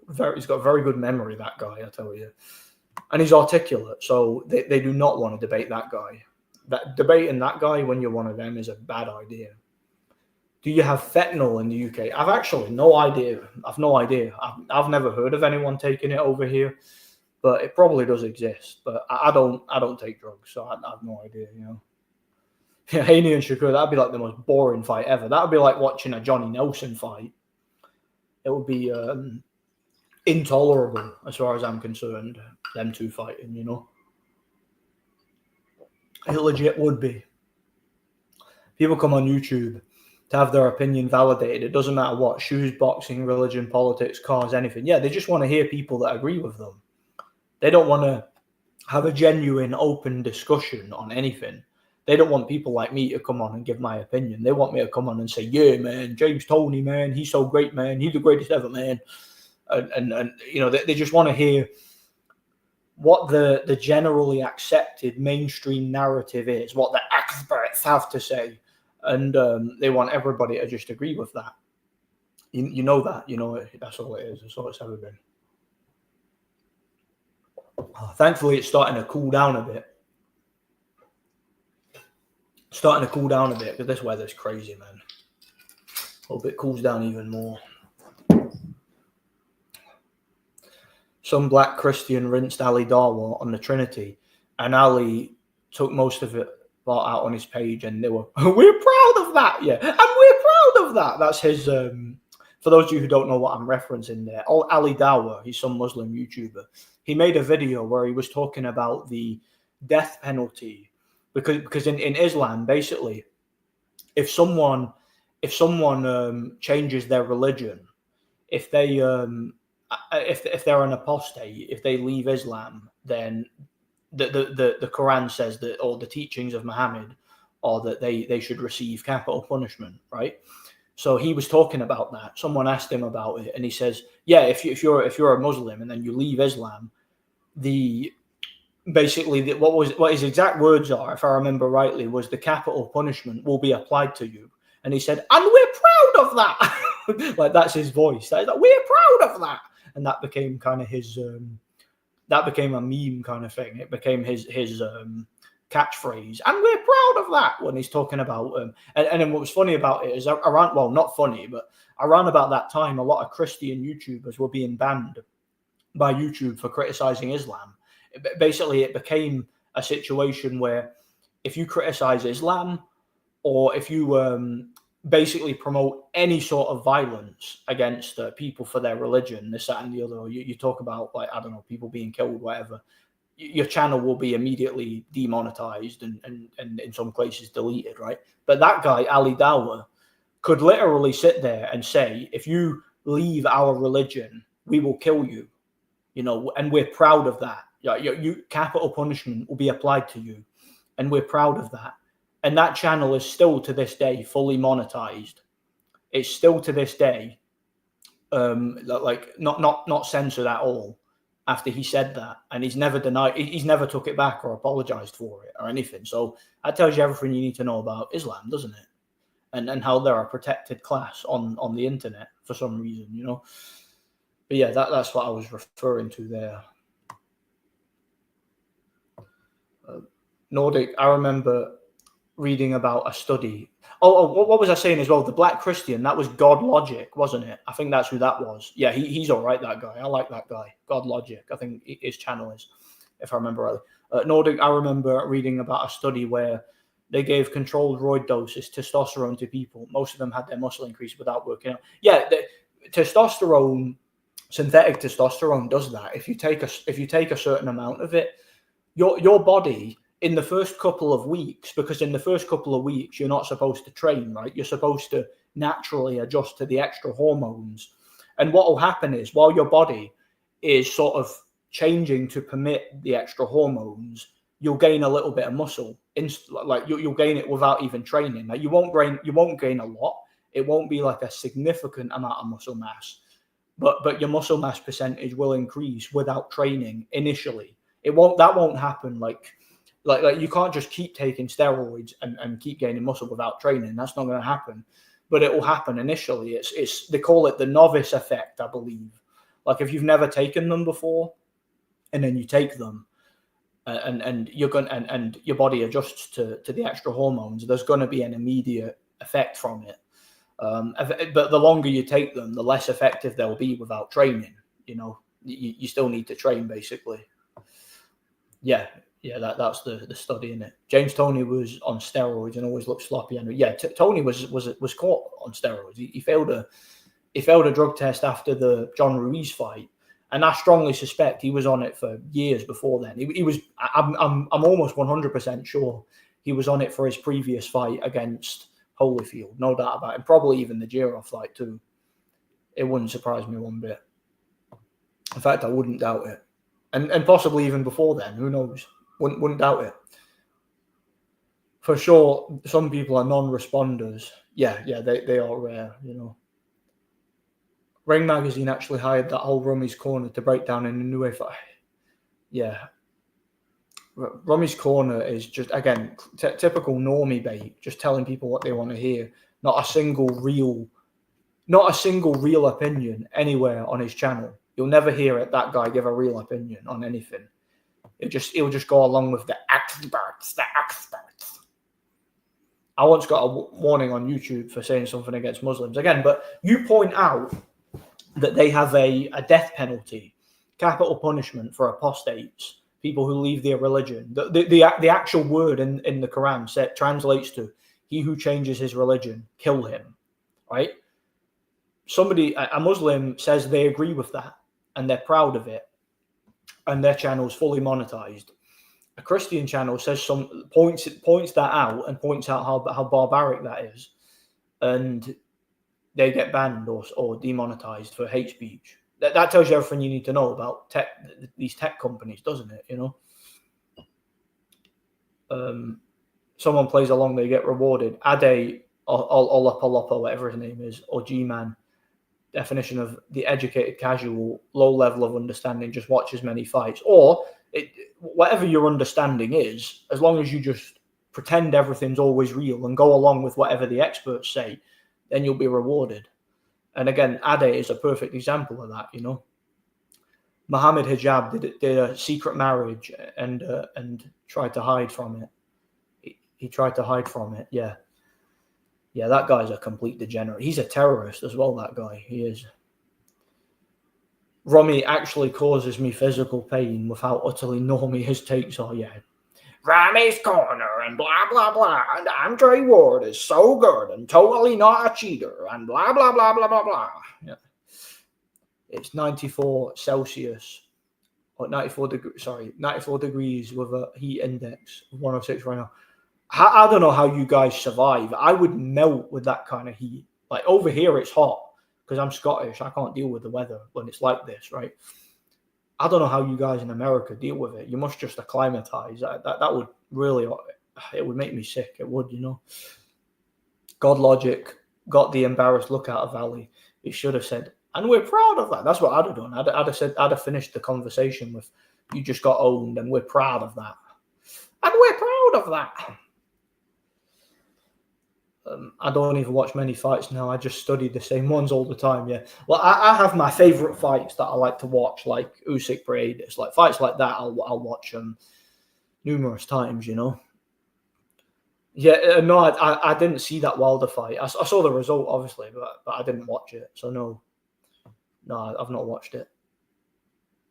Some fake nationalists are misdirecting people into hate a certain female who said the N-word is grifting this way. Oh yeah, like them stupid e-girls who pretend to be conservatives. They literally like dress up like a trad wife. Yeah, it's funny, they call themselves trad wives. They're unmarried and they don't have any kids, but they're trad wives. Yeah, that makes a lot of sense, doesn't it? Yeah, Hawker is a Tony fan. Nothing wrong with that. Apparently Rummy is legit because he watched Marvin Hagler in the 80s and got an interview from Emmanuel Stewart. Oh, well, that sure shows me. That sure shows me he's totally legit because of that, you know. It won't end till the world ends. Yeah, he was good. Just not an all-time great. Not even close, you know. Yeah, it was... I think he actually failed the test after the John Ruiz fight, but I definitely think he was on something for the Holyfield fight as well. I wouldn't doubt it, you know. Do you prefer the cold winter to the hot summer? I prefer the cold winter. I've always preferred the cold. The cold is way better for me. I feel so much more comfortable over the cold. Anything over the low 20s, I don't like. The heat's too much. I agree. The colder, the better for me. I like a nice freezing cold day. I wanted to go out, but there are some dark clouds heading here now. Rained in the morning, reached 25 C around 4 p.m. Yeah, I hope it rains here.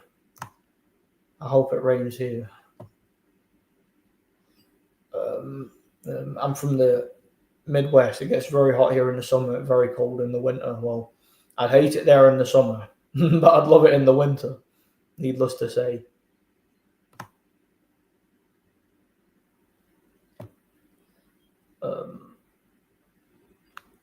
Was given the was given the title by people, not herself, but all she does is insult minorities most of the time.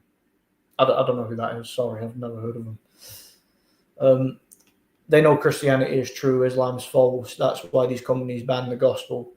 As it says in the Bible, they want to live in their sin. Yeah, they would rather just live in their sin and have everyone tell them that there's nothing wrong with sinning, when no, you should be repentant. You should be ashamed of your sin, you know. Shouldn't be proud of that. Trad wives and women in pro-white spaces are only there because it's a sausage fest. They're the big fish in the pond because they are the only fish in the pond. Yeah, I know exactly. Simps who think they're based. I hate it when you get people who are based or who say they're based, but then they support like every agenda out there, and they're really just normies, you know. It was funny. I seen a meme. Some of you probably saw it. It was, you ever see that video? SpongeBob gets cancelled. It says something like, I support the LGBTQIA without the plus. And then the other guy goes, wow, you're so based and red-pilled. It's like modern conservatives. I found that funny. You're allowed to insult Christians and Jesus as much as you want. You dare slightly criticize other religions. You are literally the Austrian artist, yeah. Yeah, I know exactly. It's a double standard, isn't it? I can't stand this trad grifters. One of the many reasons I left Twitter. Yeah, I've not been on Twitter, and well, I'm not even allowed on it. They banned me numerous times. It's funny how Lily, God, again, I don't even know who that is, hardly offers solutions to the problem. Yeah, well, of course, because if there was a solution to the problem, she would stop getting paid. She would stop getting donations from simps and ad revenue for talking about the problem. It's not within her economic interest to provide any sort of solution. Jesus is the only God that is mocked and made fun of and is the most persecuted. Should tell you everything you need to know. Demons just don't want people to know the truth. Yep, absolutely. As Jesus said, that if the world hates you, it hated me first.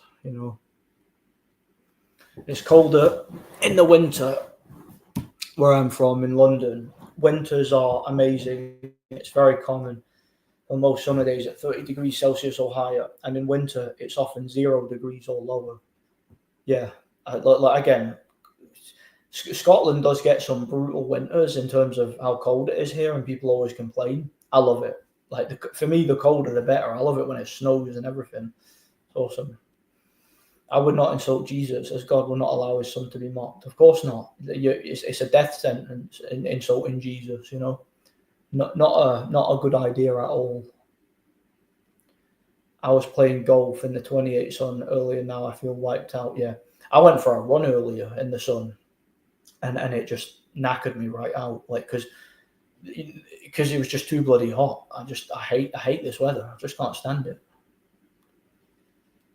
They managed to brainwash even people who could be good Christians, made them believe everything related to Christianity is wrong and bad. But yeah, that's because they've used the sort of secular media to demonize Christians.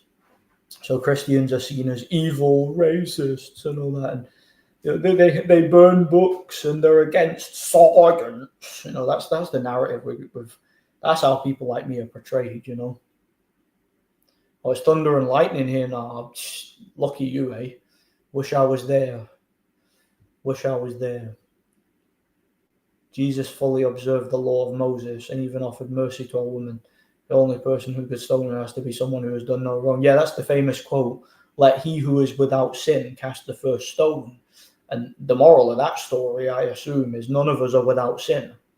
So we're all quick to criticize, but we shouldn't really be, because we're all sinners, or we're all at least capable of sin.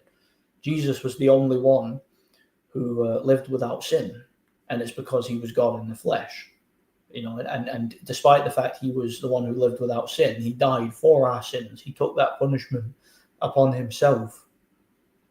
Yep, Jesus is coming back with a sword, so we better not mock him. Exactly. Don't do that to yourself. Don't mock Jesus.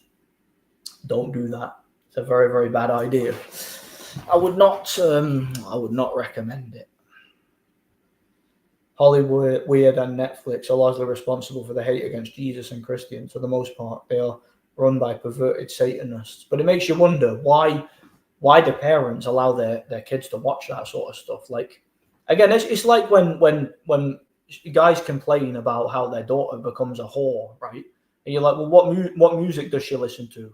Oh, she likes Rihanna and Katy Perry and all that, right? So you let your daughter listen to Rihanna, and you wonder why she became a whore.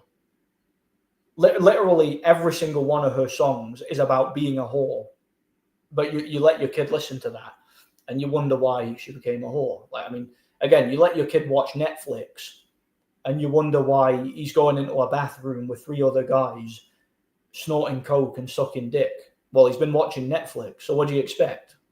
Well, what do you think Netflix is going to teach him to do? What, you think Netflix is going to teach him to go get a Chick-fil-A, get himself a nice King James Bible, go to the library, have a nice steak, go out and enjoy the sunshine? No, Netflix is going to teach him to be a degenerate piece of dirt. Look, if you're a parent, make sure that you properly curate the entertainment your children consume. Take responsibility. Don't complain about it. Do something about it. if you ask an atheist, how did life come about? They have no answer. Yeah, they say the Big Bang. What's the Big Bang? No idea. Magic. A little bit more to it than that, but not much. Not much more to it than that, believe it or not. Jesus even acknowledged God is the greatest thing in the universe. Of course he did. You can find disturbing videos on the face of people who mocked Christianity on YouTube. Did you ever see that comedian, that woman comedian? I know that's kind of that doesn't sound right, does it? A woman comedian, but yeah, but that woman comedian who mocked Jesus on stage and then she passed out. It was literally like she just passed out for no reason and smacked her head across the ground. So it's a wake-up call, isn't it? I think even she was like, yeah, I shouldn't have done that. Shouldn't have done it. Just a weird fact, the highest IQ man on the planet right now predicts a second coming. I don't know if you've seen this. Some Korean guy. No, I've not seen it. I'll look into it, though. Funny, when Holyfield beat Tyson, his post-fight interview, he was just talking about how his God is the real God because Tyson was a Muslim. Oh, did he now? Yeah. I did find that funny. Like, do you know when Khabib was winning a bunch of fights? Every time he won, like the Muslims would say, see, Khabib winning is proof that Islam is true because it was the will of Allah. But then like when Usyk and Fury and guys like that win big fights, nobody's out there saying they're winning because of Jesus, are they? Or they're winning because they're Christians. But that's what Muslims do. Muslims will take anything that they can use as propaganda. Christians, like, we don't need that kind of validation. We already know.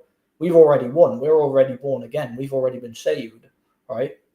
We don't need sports to validate that, Yeah. When Jesus comes back, listen, the entire world will be Christian again when Jesus comes back.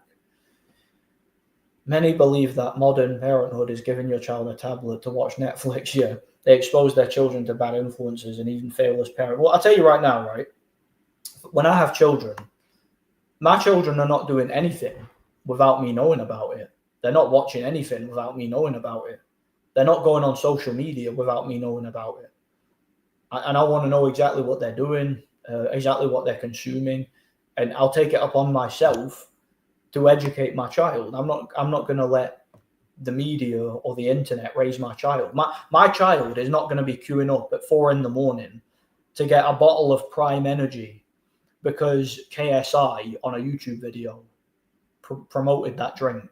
So I'm not going to give my kid 70 quid to go and buy a case of that stuff because the influencers online are doing it and everybody else in school's doing it. Like that's not going to happen with my kids. My kids are not going to be that retarded.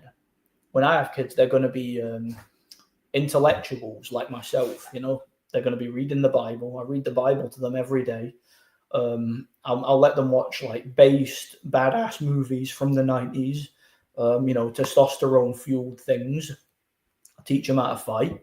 Teach them how to defend themselves. My kids will grow up to be like badasses. They will. They're not going to grow up to be like dickheads who go to Wetherspoons.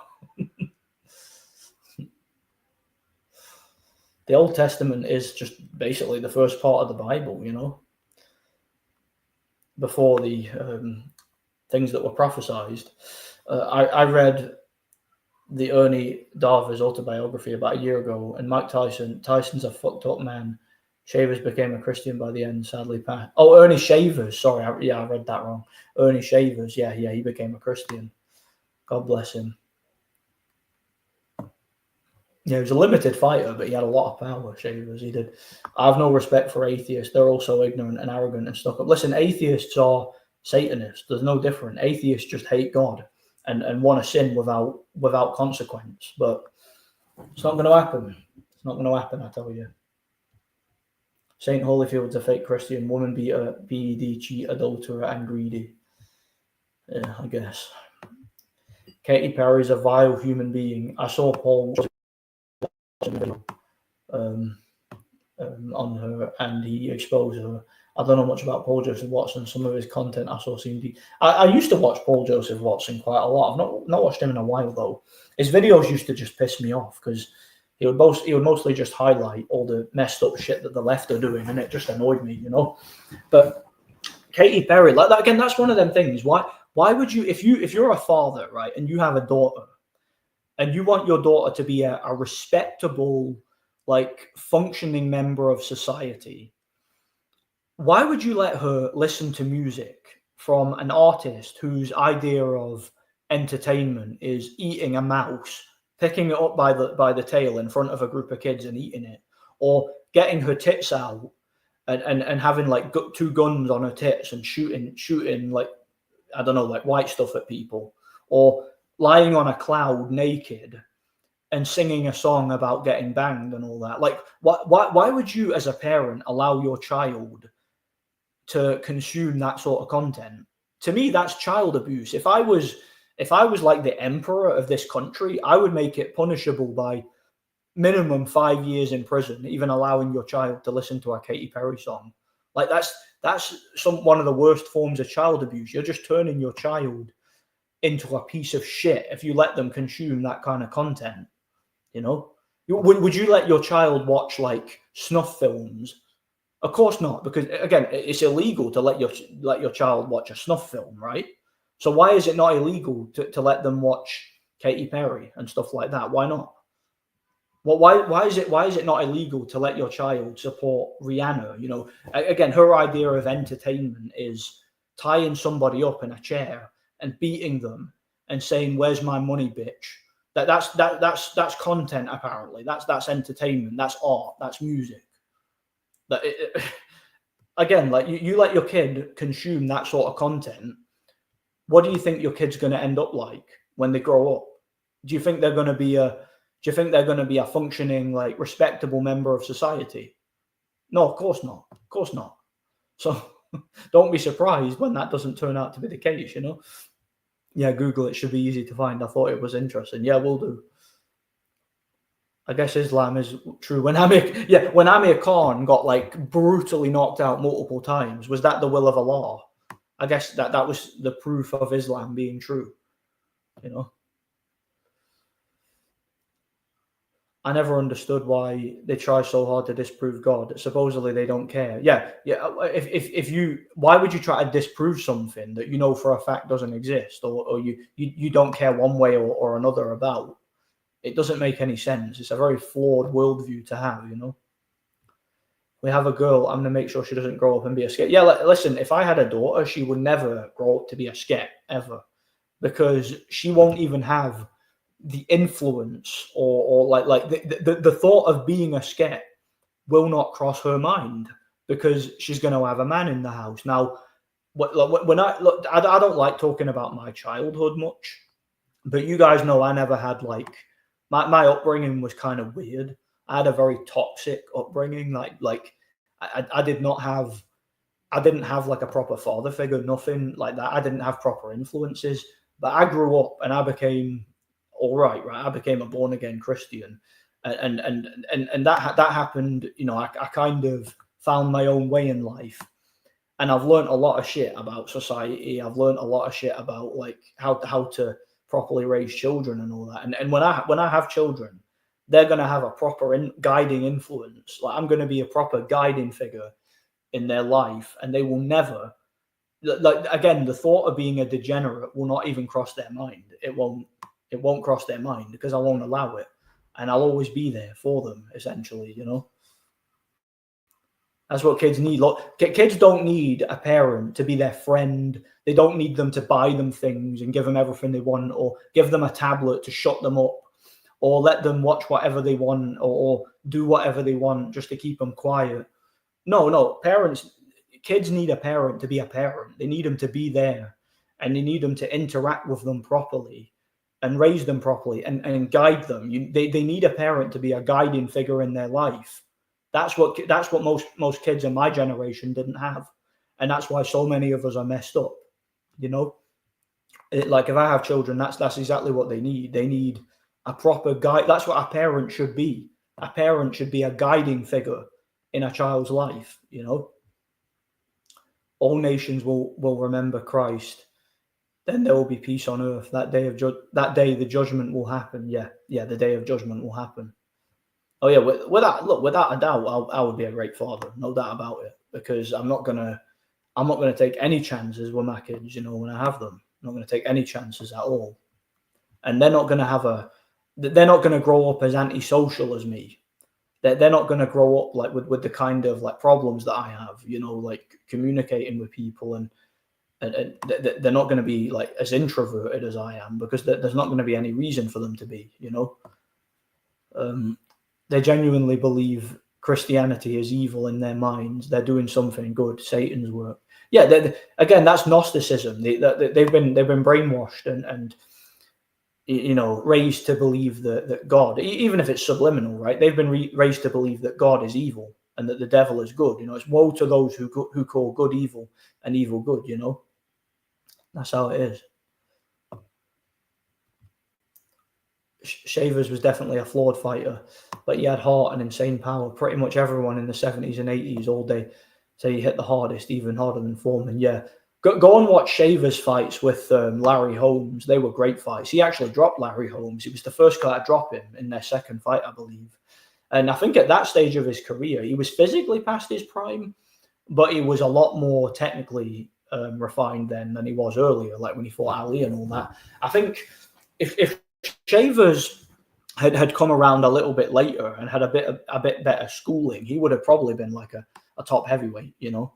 He never got the chance to. He kind of developed a bit late, you know. California girls, yeah, with bloody Snoop Dogg. A guy who raps about drive-by shootings, but advocates against gun, you know, advocates for gun control. Yeah. Such a great role model there, you know. Oh, you're en route to Glasgow. Awesome. Hope you enjoy it, man. Top Wank took down fight film Shakira videos. Well, I'm not surprised. That's what Top Wank do. You make content that exposes their hype jobs, and they'll come after your channel. They'll come down on you like a ton of bricks. That's what they do, you know. And yes, Precise is probably the only channel out there that actually makes videos properly breaking down Shakur Stevenson's fights. Because if you go to anybody else's channel, they think that Shakur Stevenson is like some amazing boxer, amazing puncher. The guy can't even punch. He doesn't know how to punch. And he opens his mouth and like flails like a madman. He's complete garbage, you know. Liston was a harder puncher than Foreman as well. Weber said so, and he fought them both. Foreman was the better and more modern day fighter for sure. Yeah, Foreman was a much more skilled boxer, and he developed a lot more, and retooled his game to be a lot better than Shavers. But Shavers probably had more natural raw power. He was just more of a one-punch knockout guy. You know, he had a lot of power back in the day, you know. No, this is evidence for Islam. The Muslims get prayed for Amir to get chinned. Yeah, yeah, that might be it. Yeah, it was the will of Allah for Amir Khan to get chinned. Yeah. I'm off Nordic. See you the next stream. Look forward to the Marciano retrospective. Yeah, thanks, man. I appreciate it.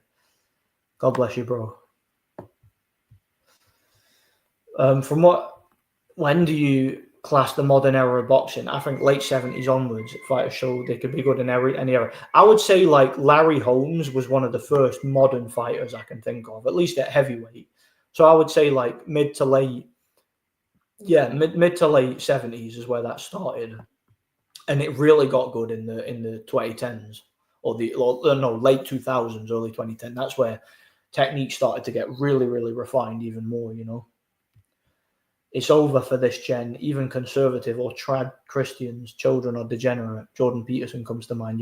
Yeah, because look, the thing is, you need to be a guiding figure in your kid's life. But like I was saying earlier, but the way that the world is now, you know, you might have to work so much to support your family that you can't always be there to micromanage everything. You can't. It's kind of like, look, God is our creator. He's our father.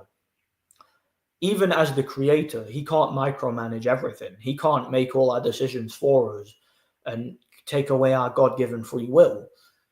It's kind of like that when you're a parent. Your kids are going to have outside influences, so you can micromanage what they do to an extent, but you can't always control the outcome. So it's like, again, you could have a kid, you could raise them reading the Bible, you know, be the most pious Christian family ever. And then there could be some sort of outside influence that could ruin that, and the children could still end up a degenerate. So I understand that, but I'm at very least going to give my kids the best chance possible to succeed in that sense, you know. even if they are being raised right, their friends will, they'll influence them to sin. That's why you need to be careful who you let them be friends with, you know. A lot of so-called base people hate God as well. It's just a welfare law to push the dysfunctional politics of little moustache man's Europe to many of them. Yeah, of course it is. Jesus and St. Peter warned about the fake Christians who will eventually cause harm. Those people played a significant role in giving Christianity a bad name. Yeah, many people did many evil things in the name of Jesus, but they were not an accurate representation of Jesus, were they? Or of Christianity.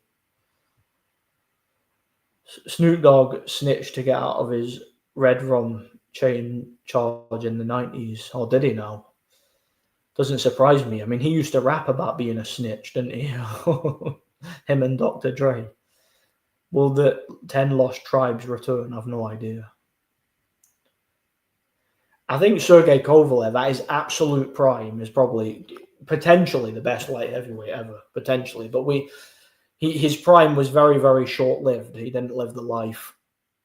You know, he had one of the best jabs ever, one of the biggest punchers, pound for pound, I've ever seen in boxing. But again, didn't live the life. Alcohol, inconsistent preparation, just ruined his career. So it's a real shame. He could have been one of the best of all time.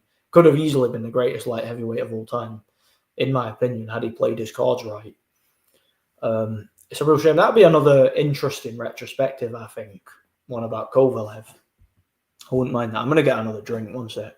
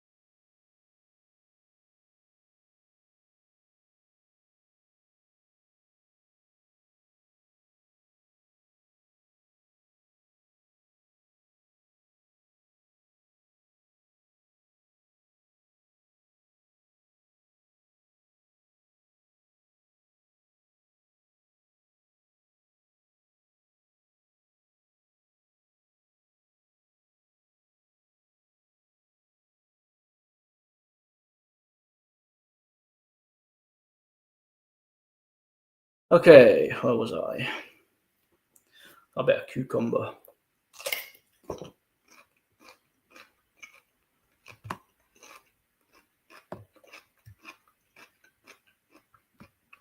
I think he lost his motivation for boxing after the getting twice robbed against Andre Ward. I can see that. But even before that, you know, he was known for drinking a bit too much and not staying in shape between fights. But I definitely think that was a big, big, big problem, you know. Yeah, Kovalev was based on it. Adonis chicken, son. I not care about decision. I kick his ass. I won't fight Adonis chicken, son.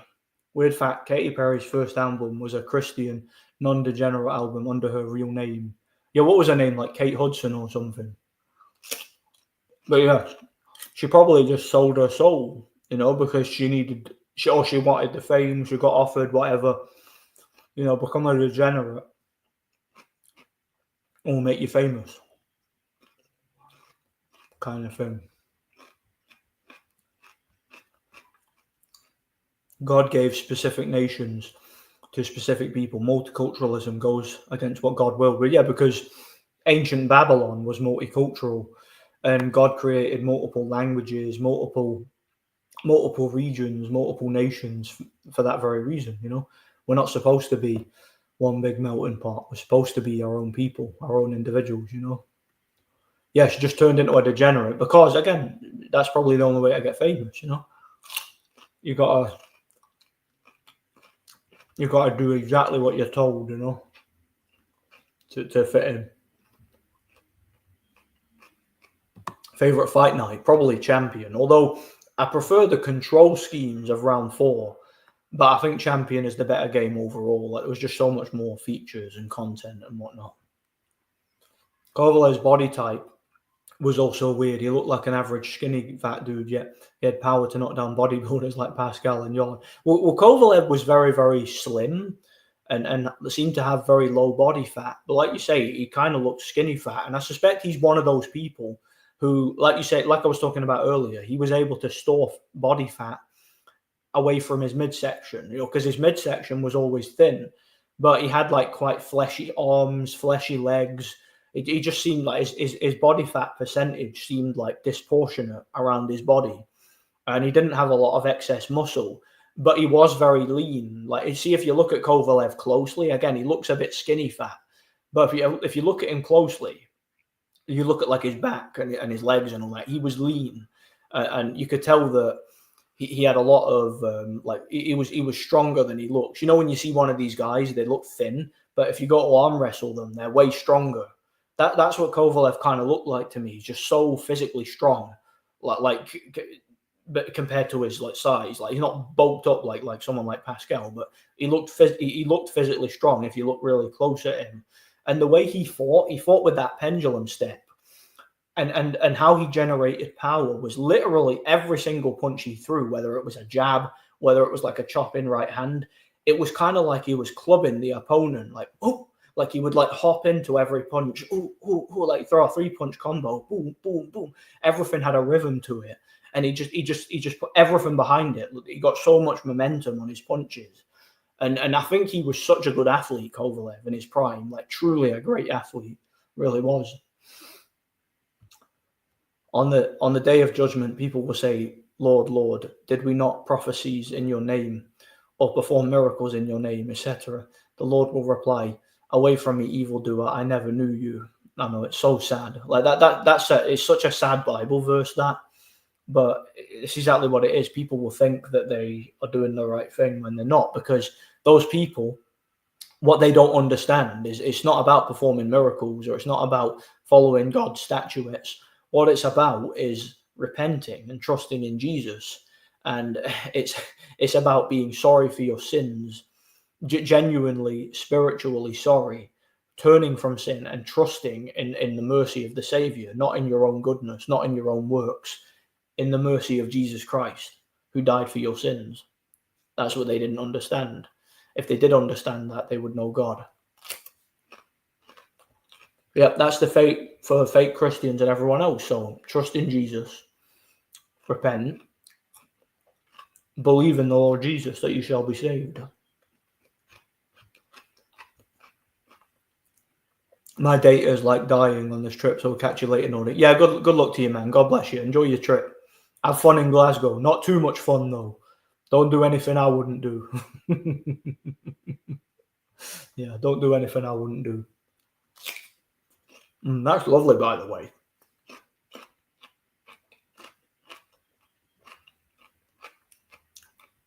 You know what I like about cucumber? It's just so bloody refreshing. It's not a lot of a taste to it.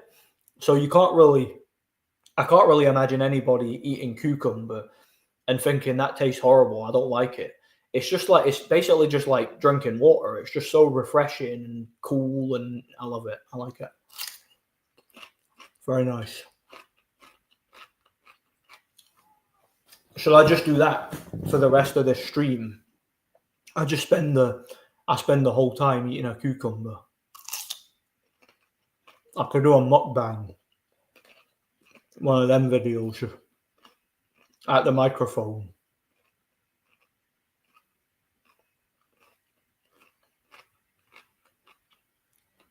You just know there's somebody out there who gets off to that, innit? There's somebody out there who would watch me eating a cucumber and would think it's like the best thing they've ever seen, and they could fall asleep to it and shit. Oh, that's good.